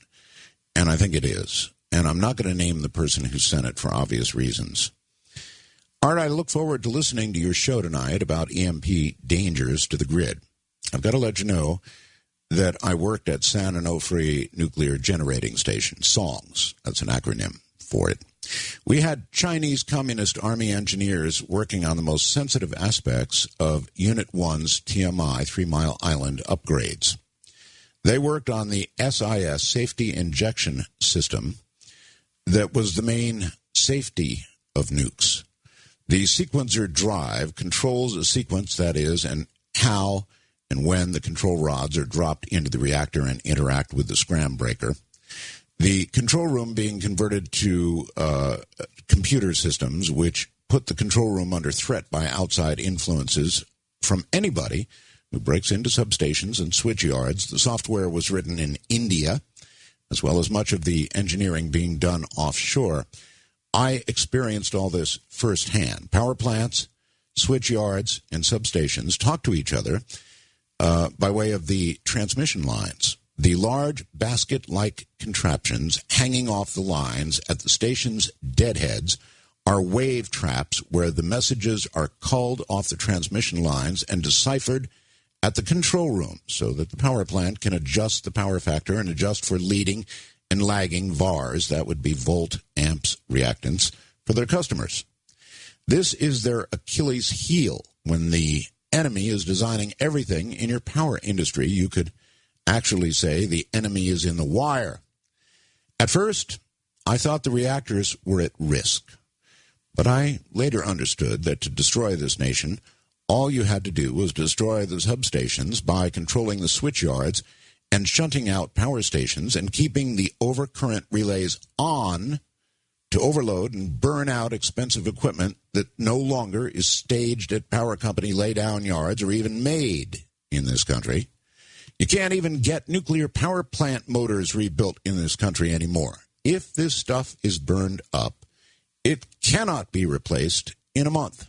In 2 months without power, you're never going to be able to recognize America. There'll be a severe population reduction without power, and no one will ever know where it came from. They'll just think it was from an EMP device or a massive solar flare, and they'll never be brought to justice. SCRAM was in origin an acronym for Safety Cut Rope Axe Man. Let me say that again, Safety Cut Rope Axe Man. And that was coined by Enrico Fermi himself. Back with the professor in just a moment. I, by the way, call you professor so that as the program proceeds, Professor, they don't think that they're listening to some crackpot. Okay, I prefer Bill, but Professor. Whatever, Bill is fine, but yes, I think I'll continue with Professor so they understand that fact. Now, did you hear the email? And I wonder what reaction you scared the hell out of me. Yet again, recall it was about a month or two ago. There was hacking into the power grid. Mm-hmm. Which had a lot of people concerned.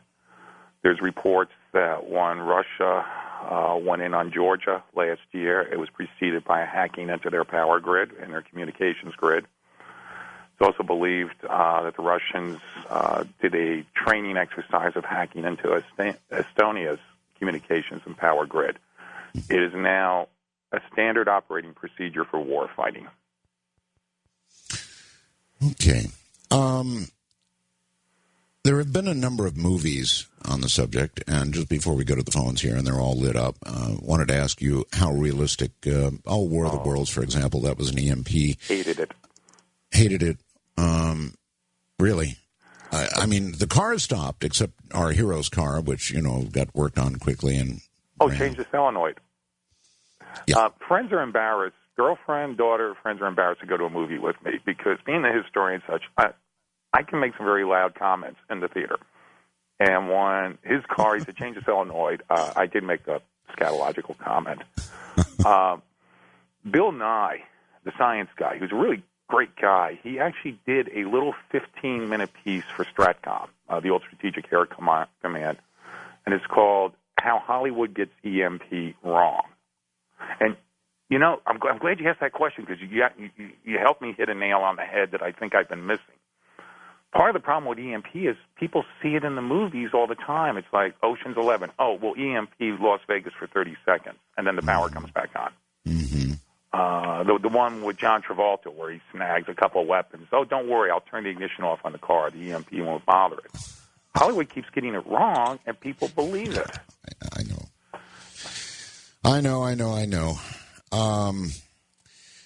All right. I guess what we ought to do is go to the phones. I promised that, so let's do it. Let's see what kind of questions we get. From Lima, Ohio, John, you're on the air with us. Good Hi, evening. Art. Hi, Professor. Hi, John. How are you doing? Okay, how are you? The comforting part with the Koreans is that we know that the Koreans will get to a point where they've had enough. Otherwise, we wouldn't have a DMZ. Mm-hmm. But the Iranians seem to be a different factor.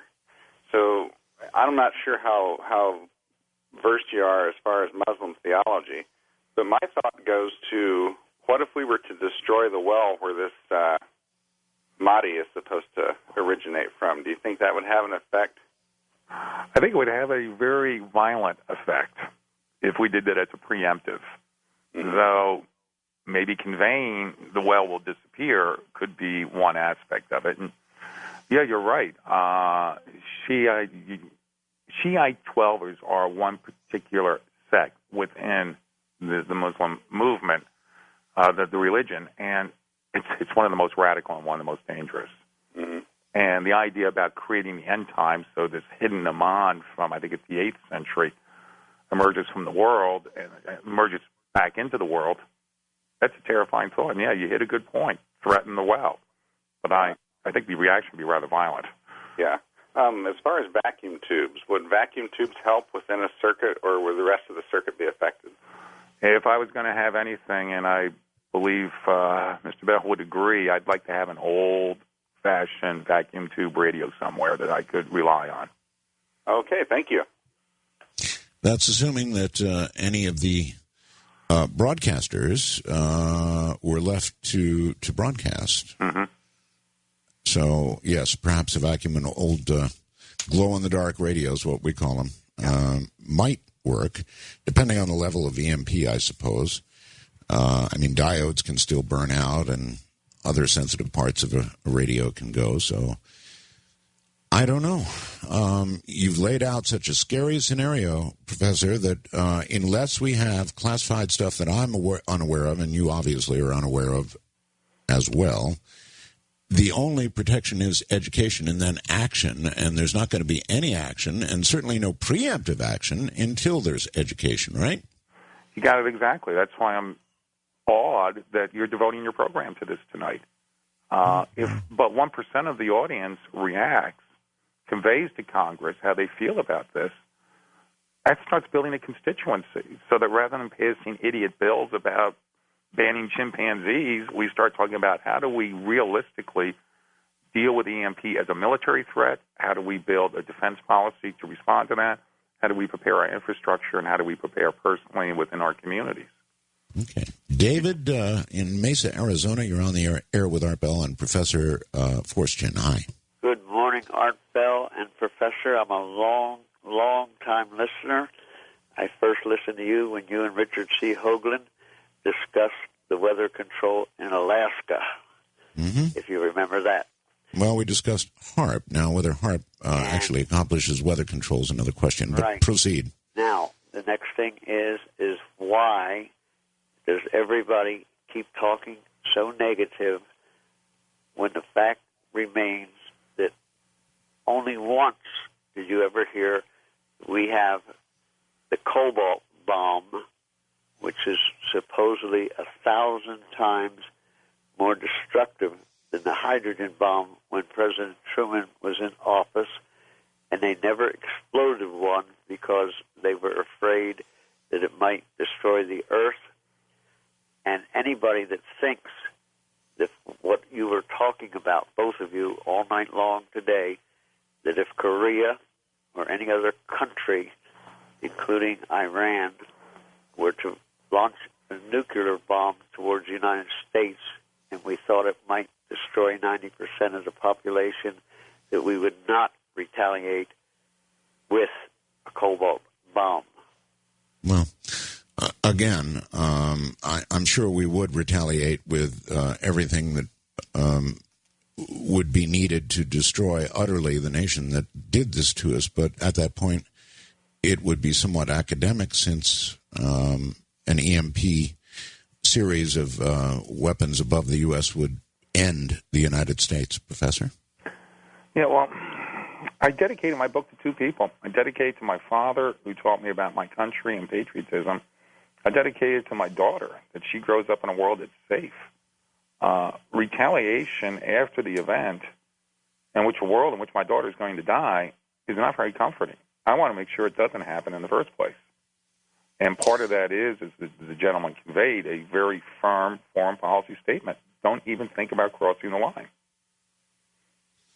Well, I'm not sure it's such an instruction to somebody who wishes to die, and begin partaking of their 72 virgins, is going to mean very much, whether it comes from the United Nations or directly from the U.S. government as a here's what we'll do kind of deal. I mean, that's just not going to do much. The only thing that will affect one of these nations will be to end the threat, and by that I mean end it in a military fashion. One of the great ironies from some of, shall we say, the lost history of the beginnings of World War II is that when Hitler first started doing his moves, 36, 37, 38, a fair part of his general staff were saying, please go ahead and do it, because the English and the French and the Americans are going to get ticked off and take this idiot out before he drags us into a real war. Mm-hmm. And then they were incredulous every time we backed off. So, yeah, don't we all wish we could go back to 1937 and say, look, we're going to show you newsreel footage here, a place called Auschwitz of Normandy. Yeah. Now, let's make sure this doesn't happen again. And if that means helping these guys along to their virgins before they attack us, I'm all for it. Yucaipa, California brings John. You're on the air, John. Hello. Hi. Hello, Professor. I'm sorry. I'm going deaf, so I'm having trouble with certain things. But anyway, everything I've heard you say has been so exactly correct, because I've been studying what you're doing for 10 years or more. I can't even believe it. And my question is, because do you have a solution to any of this? Well, okay. Actually, it's a good question. It's a great question. Like I asked earlier, what other than what I've suggested with a preemptive strike, if we just stick to talking about the man-made threat, mm-hmm. What is the solution? Okay, I'm going to run from the top down. Preemptive action, and I think we're all in agreement on that. That if we are looking at a situation with Iran where they're going to push ahead with nuclear weapons, we make sure they never get them. And if that means taking out the administration there, then do it. 2, ballistic missile defense, that if something is launched, we take it down before it hits us, and then we retaliate fully. 3rd, hardening. 4th and 5th are 2 things we haven't quite talked about, is within your own community. You go and you talk to your local first responders, your emergency personnel, and you'll be gape-mouthed at how they have received no training on this type of scenario. And yet more and more of them are becoming aware because of programs like us tonight, and they want to start planning and training on how to handle an emergency situation. And then finally, with your own family. We as individuals. Now, sir, I think you and I are basically the same age group. Do you remember when we were kids and at school, they would train us regarding nuclear war, and they would hand out a pamphlet each year to take home to your family? Yes, I remember getting under the desk. Yeah, duck and cover. But beyond that, do you remember the pamphlets they used to give to us as kids to take home to our parents, what you and your family should do in the event of nuclear war? I do, yes. We should be. Why are we not doing that? Well, in fact, there are websites that are doing that. Well, education, as you keep pointing out. We need to educate. I'm kind of a connoisseur of talk radio, Professor, and I listen to a lot of programs, and I've not heard anybody do a program the likes of which we're doing at the moment. How many people are you reaching, do you think, this moment? Oh, gosh, I don't know. Millions. How many million? I don't know. It's what, Friday night, Saturday morning? Mm-hmm. A lot of people. Millions. That's pretty powerful. You're right. Talk radio. If 1% of the listening audience called up their local talk radio stations on Monday and said, I want to talk about this issue, think of the cascading effect. It's possible. It's possible. But I don't know. We'll see. I don't know. It's kind of a technical subject, and I'm not sure how it's sinking in. I suppose as we continue to take calls, we might find out. Alberta, Canada. Gene, you're on the air. Hi. Hello there. I was wondering how one would go about with a preemptive strike. It would probably have to involve neutron weapons or something pretty heavy because of these underground facilities. And then, even if it was successful, the political fallout and such would be pretty ugly, wouldn't it? Be best just to tell Russia that, if Iran or Korea, does the unthinkable, that pretty much the whole alliance has to go because pretty much your sovereignty is going to be destroyed after an EMP strike because you have no economy. And it's just a matter of time before you're totally vulnerable. You can't run your fleets. You're pretty much doomed, eh? Yeah, the gentleman who sent the email in before we start taking the calls, gosh, I wish that guy would call in. He's truly an expert on the system, on how vulnerable it is. And, yeah, you're right. The political fallout will be a blizzard compared to one or two snowflakes falling over Iraq. But that's the reason for that is because people have not been educated to the threat. They don't know about the threat. Most people think, well, North Korea with some nukes, Iran with some nukes, bad. But, we might lose a city or a few cities, and then we'd retaliate, and their nation wouldn't exist any longer. They're not considering what you have proposed, that all they have to do is vertically launch something to the right altitude, detonate it, and the United States, as we know it, ceases to exist. And then what? I remember, I believe it was April 4th, April 5th, North Korea did its first loft this year of a missile. And I was absolutely stunned when a senior member of the administration, some advisor, pointed out, says, not to worry about it because they can't get the warhead because they need a re-entry shield on the warhead so it can penetrate through and take out Seattle. So don't worry about it. And everybody who is within, shall we say, the EMP community was like, oh, my God, nobody's getting it. Well, nobody is getting it. All right, Professor, hold tight. We have yet destroyed another segment. Very quickly, we have one more hour to go, and we'll devote that to the telephones. My guest is Professor William Forteschen. We're talking about electromagnetic pulse and the end of America as we know it. From Manila, I'm Art Bell. Well, good day to you, whatever time of day it happens to be. I am Art Bell, filling in for George Norrie. And this is a very, very important program, more important than many out there know, I think. Whether it's going to actually get traction and cause people to react in, I don't know, sending your congressman a note, or perhaps those of you who have been listening, very closely tonight will, as he suggested, pick up the telephone and call another talk show and do a short, to-the-point presentation, and there'll be kind of a cascading effect. One could always hope for something of that nature. I don't know. But to continue as we are now is, or it seems to be, to me, suicidal. Professor Forteschen back in a moment.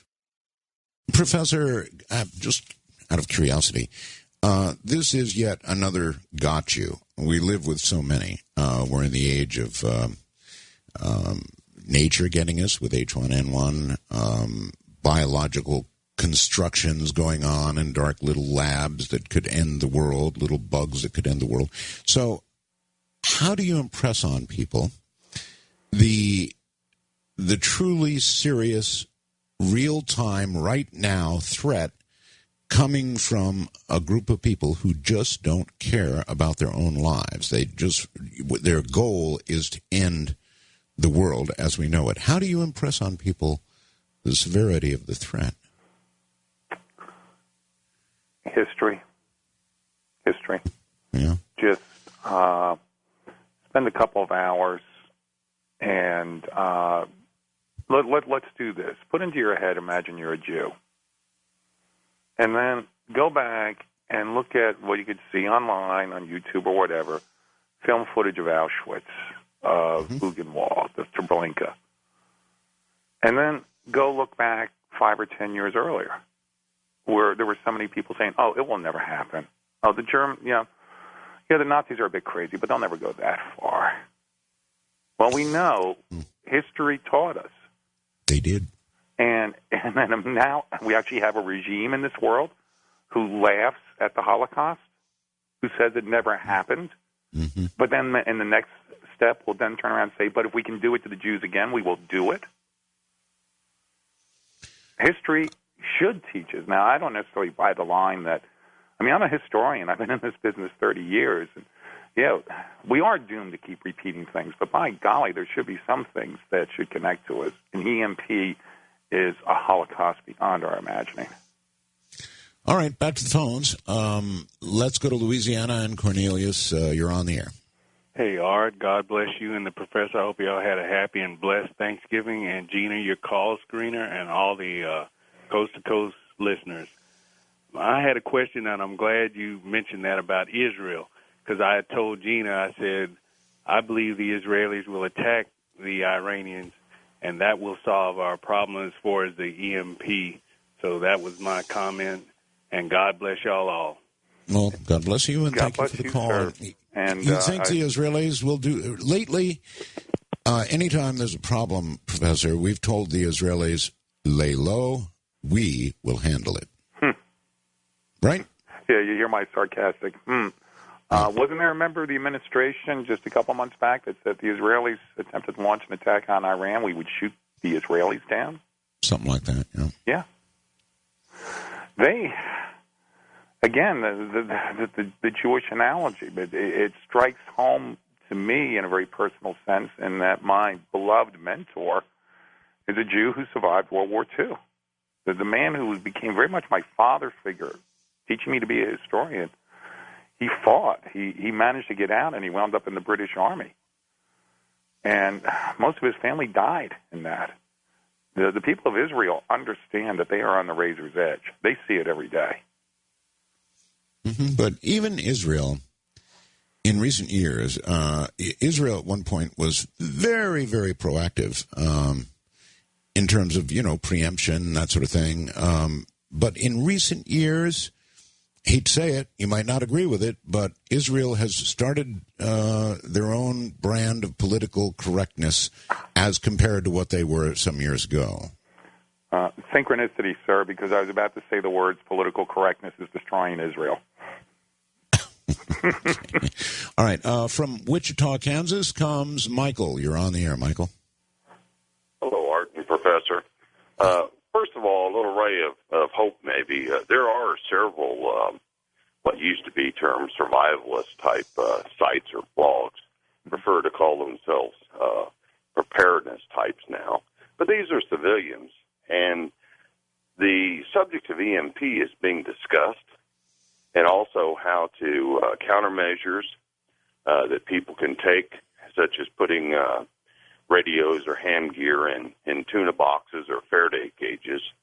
And I, of course, in the military, until in the 70s, we were still using vacuum tubes. The primary reason was for EMP protection. And, of course, aircraft is using more and more fiber optics all the time. Part of the reason for that is weight, but in addition, it is EMP-proof. So my question, though, is what can individuals, the chances of the government doing anything or doing anything in time are probably nil. So what can individuals on a personal level do? And I realize the infrastructure may be gone, but still, to protect your laptop, perhaps even your automobile, what are some of the things you can do to try to harden or EMP-proof personal equipment? That's totally a fair question. Professor, what about your automobile? What would you do to protect that? Well, Mr. Bell, you've hit it repeatedly where you've mentioned how do we educate, and the gentleman who's called in has hit one of the key points. There are a number of sites. I particularly recommend. I've been reading a lot of Rawls stuff. RAWLES. His books. He has a website that, boy, you talk about an expert who covers everything. Regarding automobiles, well, in my novel, 1 Second After, there just so happened to be a 64 Mustang and a 59 Edsel sitting around. Any vehicle, there's a lot of debate about what happens with vehicles. Anything much beyond 1980, 1985, you start getting iffy. Look up YouTube, look up Taurus EMP, Ford Taurus EMP, and you'll see a demonstration of EMPs happening at Taurus. As to the technical, what to do with a modern car, I'm sorry, I'm not a tech head on that. Mm-hmm. I think not much. I turn the key and the car turns on. I go, oh, great. Mm-hmm. I'd like to find an old Volkswagen and stick it in my garage from the early 60s. Okay. Not a lot of people are going to end up doing that. You and I both know it. What about aircraft? Just as a curiosity, he mentioned fiber optics in aircraft. It seems to me that the moment there is an EMP within line of sight, which would be very great indeed, considering an airliner at, say, 35,000 feet, those aircraft would be falling from the sky most immediately. I'm going to say the word synchronicity again, because while we were on commercial break, I was thinking about that. I was hoping the topic would come up. I certainly would not want to be in a 777 or one of the new Airbuses. So maybe you've seen some of the news articles about the software problems that they're having with many of the new jets. Sure. And the pilots are no longer able to override them in time. Right. Now, I'm a pilot. I own an original World War II aircraft. I fly it every week. I know that thing's going to fly no matter what. You just have to get out and grab the prop and shout clear. Modern aircraft, I've heard pessimists say that go online, look at the map. You can see online where it's a map of air traffic across 24 hours. There's about 5,000 commercial aircraft in the air at around noontime. Right. Most of them are going to fall from the sky like a rock. Mm-hmm. That's what I thought. Gary in Pittsburgh, Pennsylvania, good morning. Hi. I'm a big fan, and I just had a quick question for the professor, and I'll take it off the air. It would seem to me that the Star Wars program would be useless only because of a basic physics law that I was taught in high school and college, was that you can't know the velocity and the position of an object at the same time. You can either know the velocity or you can know the position, not both. And so Star Wars would seem to be the kind of thing that would be, I mentioned this in a bar one time, and we tried it a couple of times, me and my friends. We sat there, and one of my friends would sit on the other end of the bar, and I would sit on the other end, and he would throw a rock, and I would try and throw a rock and hit it out of the air. It just seems absurd. I'm not saying it's not worth pursuing, because an EMP attack would be really bad, obviously, but I don't understand how that. I'm not sure that a bar rock fight qualifies as a good analogy for what we're talking about here, Professor. Well, it's a good departure point, though. Okay, person A throws a rock, and the gentleman who's just called in, he throws a rock. But remember, the rock has a thruster on it and a radar system, and is receiving data from other points as well, and tracks in on it, which is standard with any air-to-air, surface-to-air missile today. I had a long conversation several months back with a four-star who's a really wonderful gentleman. He's been involved in the whole issue of SDI for 25 years. He said, we're no longer at the system level of considering a bullet hitting a bullet. We do have the capability, if we would invest in it, of picking a point on the bullet that we want to hit. There was a test that's declassified in which two missiles were, ballistic missiles were at a target system. Happened within the last year or two. The first missile destroyed the target. A split second later, the second missile intercepted the largest piece of the target that was tumbling off that was about a square meter. Wow. And that was at something like 8,000 miles an hour. Mm-hmm. So that second rock has a thruster and a radar and tracks. So it can be done. Oh, absolutely, yes. And it's a great investment. If you have the political will to say go ahead and do it. Well, can I draw an analogy for 30 seconds? I don't want to take away time from the. No, sure, go ahead. I was out today shopping with my daughter for a car. My baby is about to get into an automobile. What kind of dad? And we're on the lot. We're looking at a car for around $14,000. Now imagine this conversation. I say to the guy, "Great. Do me a favor. Pull out all those darn airbags and these safety systems and the engine block drop and everything else. How much can we knock off the price?" Yeah. What kind of father would? Do you see my point? Well, I guess I do. I figured you to be buying her a little Volkswagen. Well, no. I walked in there and I said, "I want reactive armor on the car. I want a safety radio reactive armor." I'm willing to spend the thousands of dollars necessary to protect my precious baby. Now, we're talking tens of dollars per American citizen per year to start building an effective ballistic missile defense system. Isn't it worth it? I don't know. I'm still thinking of how to fit reactive armor onto my car. Okay. Terry in Melbourne, Florida, you're on the air. Good morning. Hello, good morning. Hey, Professor, you were Morning. mentioning the Carrington event and that it happened. I noted that it happened just 2 years before the Civil War in 1861. Mm-hmm. And due to humans being electromagnetically affected beings, my question is, have you noted or taken any data on solar flares happening prior to war starting? It's an interesting point, but as Mr. Bell pointed out at the beginning, organic that we are, I mean, if we were made of metal, yeah, I would be concerned. But organic that we are, that instantaneous flash of a couple hundred volts, actually would only be a couple of volts hitting you if you were standing outside. I don't think the impact would be there. But let me add, I'm jealous of where you live because you get to see all the launches.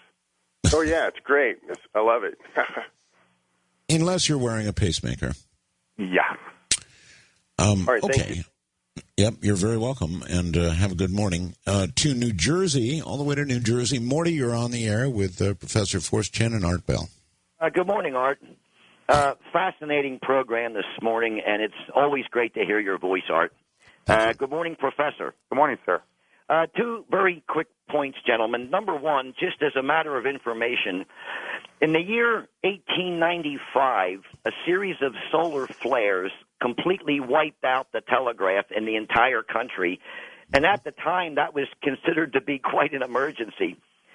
Point number two, concerning preparedness, I have heard that Denver, Colorado is now the unofficial capital of the United States, and that all of the most important government agencies are either already there in hardened underground facilities or will be moving to Denver. I understand the CIA and half the Pentagon are already there. So it sounds to me like our government is definitely expecting something to happen. They're not doing all of this moving for nothing. Professor? I've not heard that, but of course we do know at Colorado Springs there's the old NORAD system is there, and that was the big one back during the Cold War, so one could assume that there is some redundancy for some government programs there. But no, I've not heard anything related to Denver, sir. Actually, I have. There's a lot of internet chatter about a move to Denver, and I'm not sure that I understand it. It's a mile-high city. I suppose the adjacent mountains, perhaps. I don't understand why. Big Cheyenne Mountain Complex nearby. Mm-hmm. All right, to Culver City, California, and Olin, you're on the air. On my car radio, I put 3 1N4001 rectifier diodes in series pointing from the antenna to ground, and 3 more in series pointing from ground up to the antenna, which gives me a plus and minus 30 amp surge capability. Right. Do you think that those diodes will protect my car radio from EMP? Wow. Given Mr. Bell's background in ham radio, I'm going to pass that question to you, sir. Okay.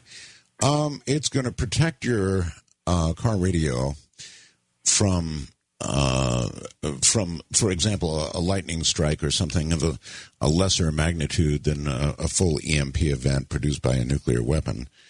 Yes. But, you know, if what the professor is discussing occurs, your radio is going to get fried because your radio is composed of transistors and other solid-state devices that will immediately self-destruct, whether or not the spike is coming in through the antenna or not. It's not going to matter. It's going to directly fry the radio or my ham rig or anything else electronic. It's going to fry it. Professor, would you argue with that? I'm not going to argue with you at all on that. Well, you're the expert. Well, no, you're actually the expert on radio equipment, and if my father had ever had a chance to look at your antenna system, he would have gone crazy. Okay. Maryland brings Lee. Lee, you're on the air. Yeah, they have, our house has a lever outside with a box, and it cuts off the power. Will the surge jump that gap and go into the house and burn down the houses? Like actually, all the hotels and all the hotels and all the houses, the wires are all hooked to 2x4s, which are probably really dry. Okay, that's a similar question. We've got very little time to the last one. In other words, you could protect yourself from the surge coming in from the electric company. But even having thrown that switch, you can't protect your electronics short of a Faraday cage from direct EMP, which would be at a level that would just simply fry everything immediately. The computers would all go. Psst. Professor, hold tight. We will be back. We've got one more segment to go. We could use about 5. I'm Art Bell. Or put another way, the other side of the world, from the majority of you listening, Barry in Vancouver, British Columbia, brings up a very good point. Hey, Art, how interesting. Very few women have called the show. What does that tell you? I don't know. I just pointed out. Barry, what does it tell us? It tells us that it's kind of a technical topic. It tells us that, I don't know, Barry, I'm going to have to think about it a little bit, but it is a fact and a very interesting question. Professor William Forteschen is my guest, and he'll be back in a moment. All right, once again, based on, I think I've got one young lady. Let me go out of order here and go to Las Vegas and Kathy. Kathy, you're a female. Yes, listen, it's funny. Just be patient with me. I'm not very technical. Most technical stuff gives me a headache, but I follow I follow along a little bit. So I basically want to make one comment and then, 2 quick questions. Okay, I think most people in America, including myself previously, because I kind of discovered your station recently, and I'm terrified listening to this because I actually knew nothing about this EMP stuff. Mm-hmm. And I think the average person in America would prefer to be blissfully ignorant and just go to a party, mm-hmm. and they don't really want to know it because it's horrifying. And what I wanted to say was, okay, as I understand it, Barack Obama is the one who decided to close down the radar detection in Poland. And my question to you, and then I'll have one more after that, is even if Barack Obama is inexperienced, wouldn't he have advisors who would know the history of Poland, which I don't? I just picked up from what you said and a little other stuff I knew. Wouldn't he have advisors that would tell him, this is really important to leave this stuff on? And the other question is, what former president of the United States or politicians decided to let communist Chinese employees fix all this nuclear stuff that's important? And why aren't there any more Americans who can do this job anymore? And those are my questions. Okay. Do we have about 5 more hours of airtime? No. We could use it, but no.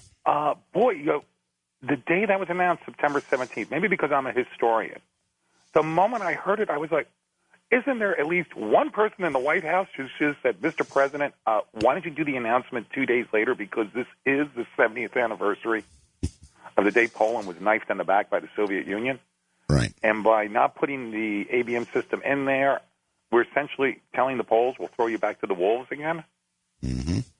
I'm angry. I guess you can hear I'm getting angry just remembering it. Right. In fact, she sort of scrambled my brain a bit just by pointing that out. It is beyond. It stretches your imagination. I think there was at least one person in that entire administration. Well, she asked about advisors. President, non-military though he may be, certainly has military advisors that he'd be advised to listen to. So, well, and then the second point about pulling down the ballistic missile defense system. Remember that's been a alleged peace dividend issue ever since 1992. Well, the Soviet Union isn't a threat, so we don't need ballistic missile defense, which is utterly absurd. Mm-hmm. Yeah, it certainly is. All right. To North Hollywood, California, and Robert, you're on the air. Hey, Art, nice to hear your voice again on the radio. Thank you. Yeah, real quickly here, we're sort of low on time. I was sort of wondering, well, from one hand view, I was just wondering, have you cross-banded from your location to your antenna array in Nevada? I'm sorry. Say that again, please. Have I done what? Have you cross-banded, reached a signal from your location, from your antenna, and then retransmitted from Nevada? No. As a matter of fact, I don't even have an antenna up at the moment at my current location here in the Philippines. So I thought you had one on your condo. Okay. I'm working on it. Okay, that would be sort of fun anyway. Anyway, back to what's going on here. Yeah, I worked a long time ago. I worked for a place called Veridine. We made the trigger assembly for SDI laser systems. Mm-hmm. And it's fun. Most of the systems are compartmentalized, so I don't know anything other than just the basically capacitor and resistor array that we made for the triggers. But knowing that Russia and the United States were major technological competitors, basically, and our main problem with Iran, since I met a lot of people in the military and intelligence, and I learned a lot about Iran, is basically their government is being controlled by Russian intelligence. And they put the guys in power there, and they have military bases there. We cannot ever attack Iran without going to war with Russia. So we're in a stalemate in that situation. And Bush... Well, stop there for a moment. I'm not certain that's so. Could we preemptively attack Iran without engaging Russia directly, Professor? I guess it's a political question. A fair part of the radical Muslim world refers to us and the Russians as the great Satan and the little Satan. Mm-hmm. The issue of Afghanistan still resonates deeply. If the Iranians are playing cozy with the Russians at the moment, that's part of the great game that's been going on between them for hundreds of years. And they have fought repeated wars across those hundreds of years. So Russia might be playing a game of the moment in terms of trying to reestablish its power position, but there's no love lost between those two sides. Yeah, I would agree. Caller, go ahead. Yeah, my main question is this.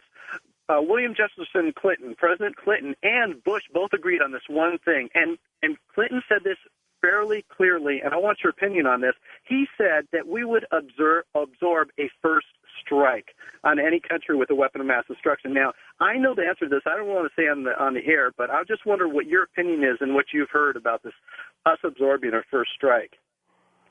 I would clarify that slightly. We have always had the policy of launch on detonation, not launch on warning. Launch on warning means, our radar is picking up their missiles. Okay, guys, hit the button, let's go. And then we find out it's some Canadian geese, and we've just destroyed the world. So there were certain target areas in the United States throughout the Cold War that we kind of figured that's where the bombs will hit first.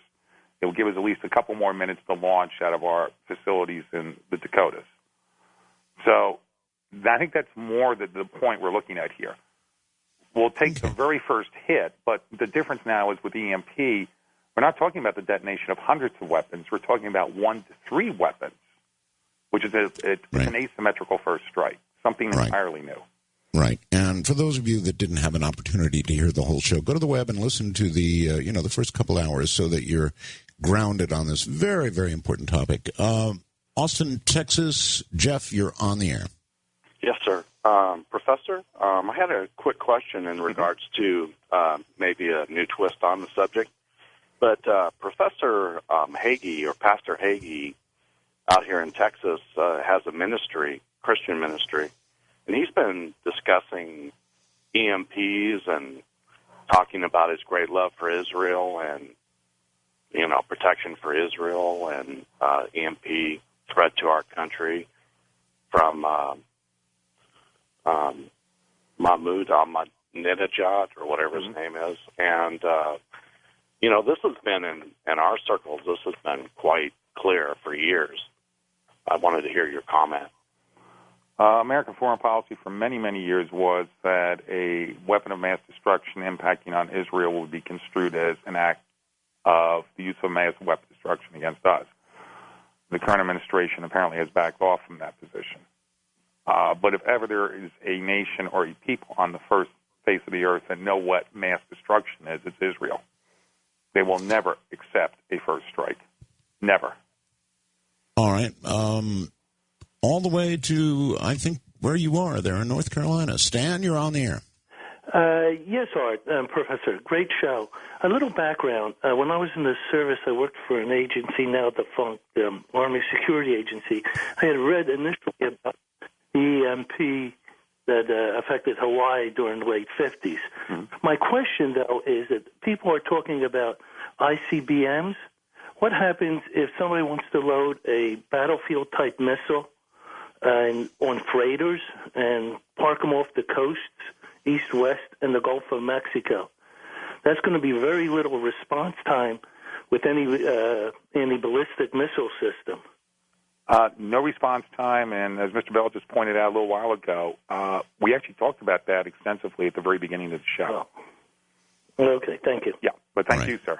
You're very welcome. As I mentioned, please go back. If you're just sort of catching up with all of this, maybe you get up early in the morning where you are, and just go back and listen to the program is what I would say. St. Paul, Minnesota. Vince, you're on the air. Yes, first time I called in. Many, many years of listening. Professor, I sense some partiality and favoritism towards Israel, and I'm wondering, do you really think that the Middle East could have any emphasis on destroying the world without the okay of our military complex or such? I mean, you've got to be kidding me if you think that if Muslim extremists can actually do anything that the Western world can do. When a nation is informed by a nation within strike distance that their number one goal is their total annihilation and destruction, Israel must take it seriously and must respond. That's right. Whether or not Israel will act preemptively with respect to Iran, I don't know anymore. I'm not sure. How about you, Professor? Well, again, my analogy, if I have my neighbors out there doing target practice and it's my picture on the target, I'm going to start taking that real seriously. But that's your analogy. With what's going on right now in Israel politically. Well, what we talked about, I think about half hour, 45 minutes ago, political correctness can kill Israel just as much as it can kill the United States. It certainly can. Okay, I don't have a name and a location, but Wildcard Line, you're on the air. Good morning. For the professor, does the professor realize I did an analysis about the grid going down? When the grid goes down, we will not go back to horse and buggy days. We will go back to hunter-gatherer days. I think that's a fair comment, Professor. Absolutely, yes. The congressional report says 19th century technology. I say let's take a closer look at the 14th century. Yeah. Chicago, Jim, you're on the air. Hi. Hi, Art. Professor, I have a question about vehicles. Mm-hmm. Would something as simple as a lead liner attached to the other side of your hood or perhaps in the headliner of the vehicle protect us from EMPs? Well, you need a pretty powerful suspension system to handle that, and no, it would not. No, I was thinking more along the lines of X-ray vests that X-ray techs wear readily available. That wouldn't do it? You got a weight load there. you have so many entry points in terms of the conductive surface of the vehicle that you'd have to pretty well coat the whole thing in a non-conductive material and then ground it. That's another option right there. Yeah. And then ground it. Remember, these vehicles run on tires, right? So it'd have to be parked at home with a giant ground wire and something driven into the ground. Okay, that's one more question I have. Does the circuit have to be energized at the time of the hit? No. Take it out? No, the answer is no. No. Okay. Okay. Well, thank you. Thank you, All right, sir. you're very welcome. Cheery stuff, huh? Really cheery. Does it have to be on, essentially, was the question. No. The answer is no. Idaho, Bob, you're on the air. Good morning. Yeah, hi, gentlemen. Could not your 90% figure be optimistic if this happened in the wintertime? And you might have a revolution on your hands as well as a total breakdown of civil authority? Well, we would have a total social breakdown, and one thing we didn't talk about, I wish we had time, is what happens with the 2 million people who are in prisons right now? Do we let them go? That's an interesting question. Well, an awful lot of the cells, I think, are controlled electronically, right? So I suppose there's safeties built in so that if the power fails, the cells remain locked. But after 2 weeks, what do you do with them when there's no food and water? Well, it's not the guys in the cells I'm really worried about, though I suppose it's a consideration. It's all the rest of us. Food and water, well, pretty much takes us all out, doesn't it? And you shoot them or you let them go. It's a heck of a moral question. It's one of thousands of moral questions that can compound out of this whole issue of EMP. Mm-hmm. Well, I guess I see how you get to your 90% figure. If you throw in the anarchy that is sure to follow, particularly from a relatively spoiled nation like the United States, you might just get to or surpass that 90% figure. I don't know. Portland, Oregon. Another Kathy. Yeah, Hi, another Kathy. Hi, Kathy. I had to call when you said no gals called. I think a lot of us are adding up what food we have in the pantry and trying to figure out how to feed people with all this news. But I did have an electronic question. If your mechanisms that are electronic, small ones, were unplugged and in a Faraday cage, would they survive this, or would their parts fry? You have a good Faraday cage, you're protected. Okay. But it has to be unplugged, right, during the event? It has to be grounded. Grounded, okay. You know the easiest Faraday cage? Take your old microwave. That's a Faraday cage. Ground That's right, it. microwave oven. Don't plug it now. Don't plug it into the wall. Run that electrical line into the ground to ground it. You have a Faraday cage. Mm-hmm. So you might be able to get your CC radio in there. That's about it. One quick point about women. Let's look at the statistics, mortality statistics. Women today outlive men by what, 7 to 10 years? So it said, yes. Mm-hmm. Go back 200 years. It was absolutely reversed. Think of a pre-technological society in childbirth. Huh. Now, see, I didn't know that. Yeah. I really didn't know that. Why has that reversed? Why are women now outliving men and did not previously? Other than death for males by violence, the average woman had about 5 to 7 pregnancies, and the possibility of mortality increased with age and also nutritional deficiency. So you notice, you look back a couple hundred years, you notice how many guys were widows marrying younger women in their 3rd and 4th marriages, because women died far younger than men 200 years ago. All right. Short on time. John in Georgia, you're on the air. Good evening, gentlemen. Professor, what we learn from history is we don't learn from history, right? Precisely, sir. As I say to my students when I hand back their papers. We're reliving the 30s all over again, but it's worse. We got a death cultish Hitler running a country that is, in my mind, I believe, and all I've read, they're trying to build nuclear weapons. They're arming themselves to the teeth. They're having regular conferences in the last few years entitled The World Without America. I even saw one picture of one of these conferences the president held with a banner behind him of a mushroom cloud. Mm-hmm. I mean, they regularly have rallies chanting death to America.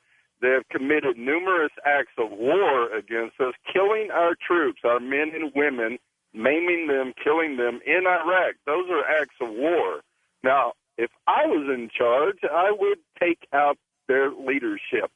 All right, and I'm afraid, I'm sorry, we're going to have to cut you off at that point. I'm sure a lot of people are saying, yep, if I were in charge, here's what I'd do.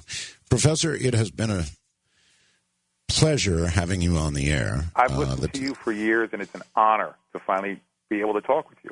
It's been a great experience.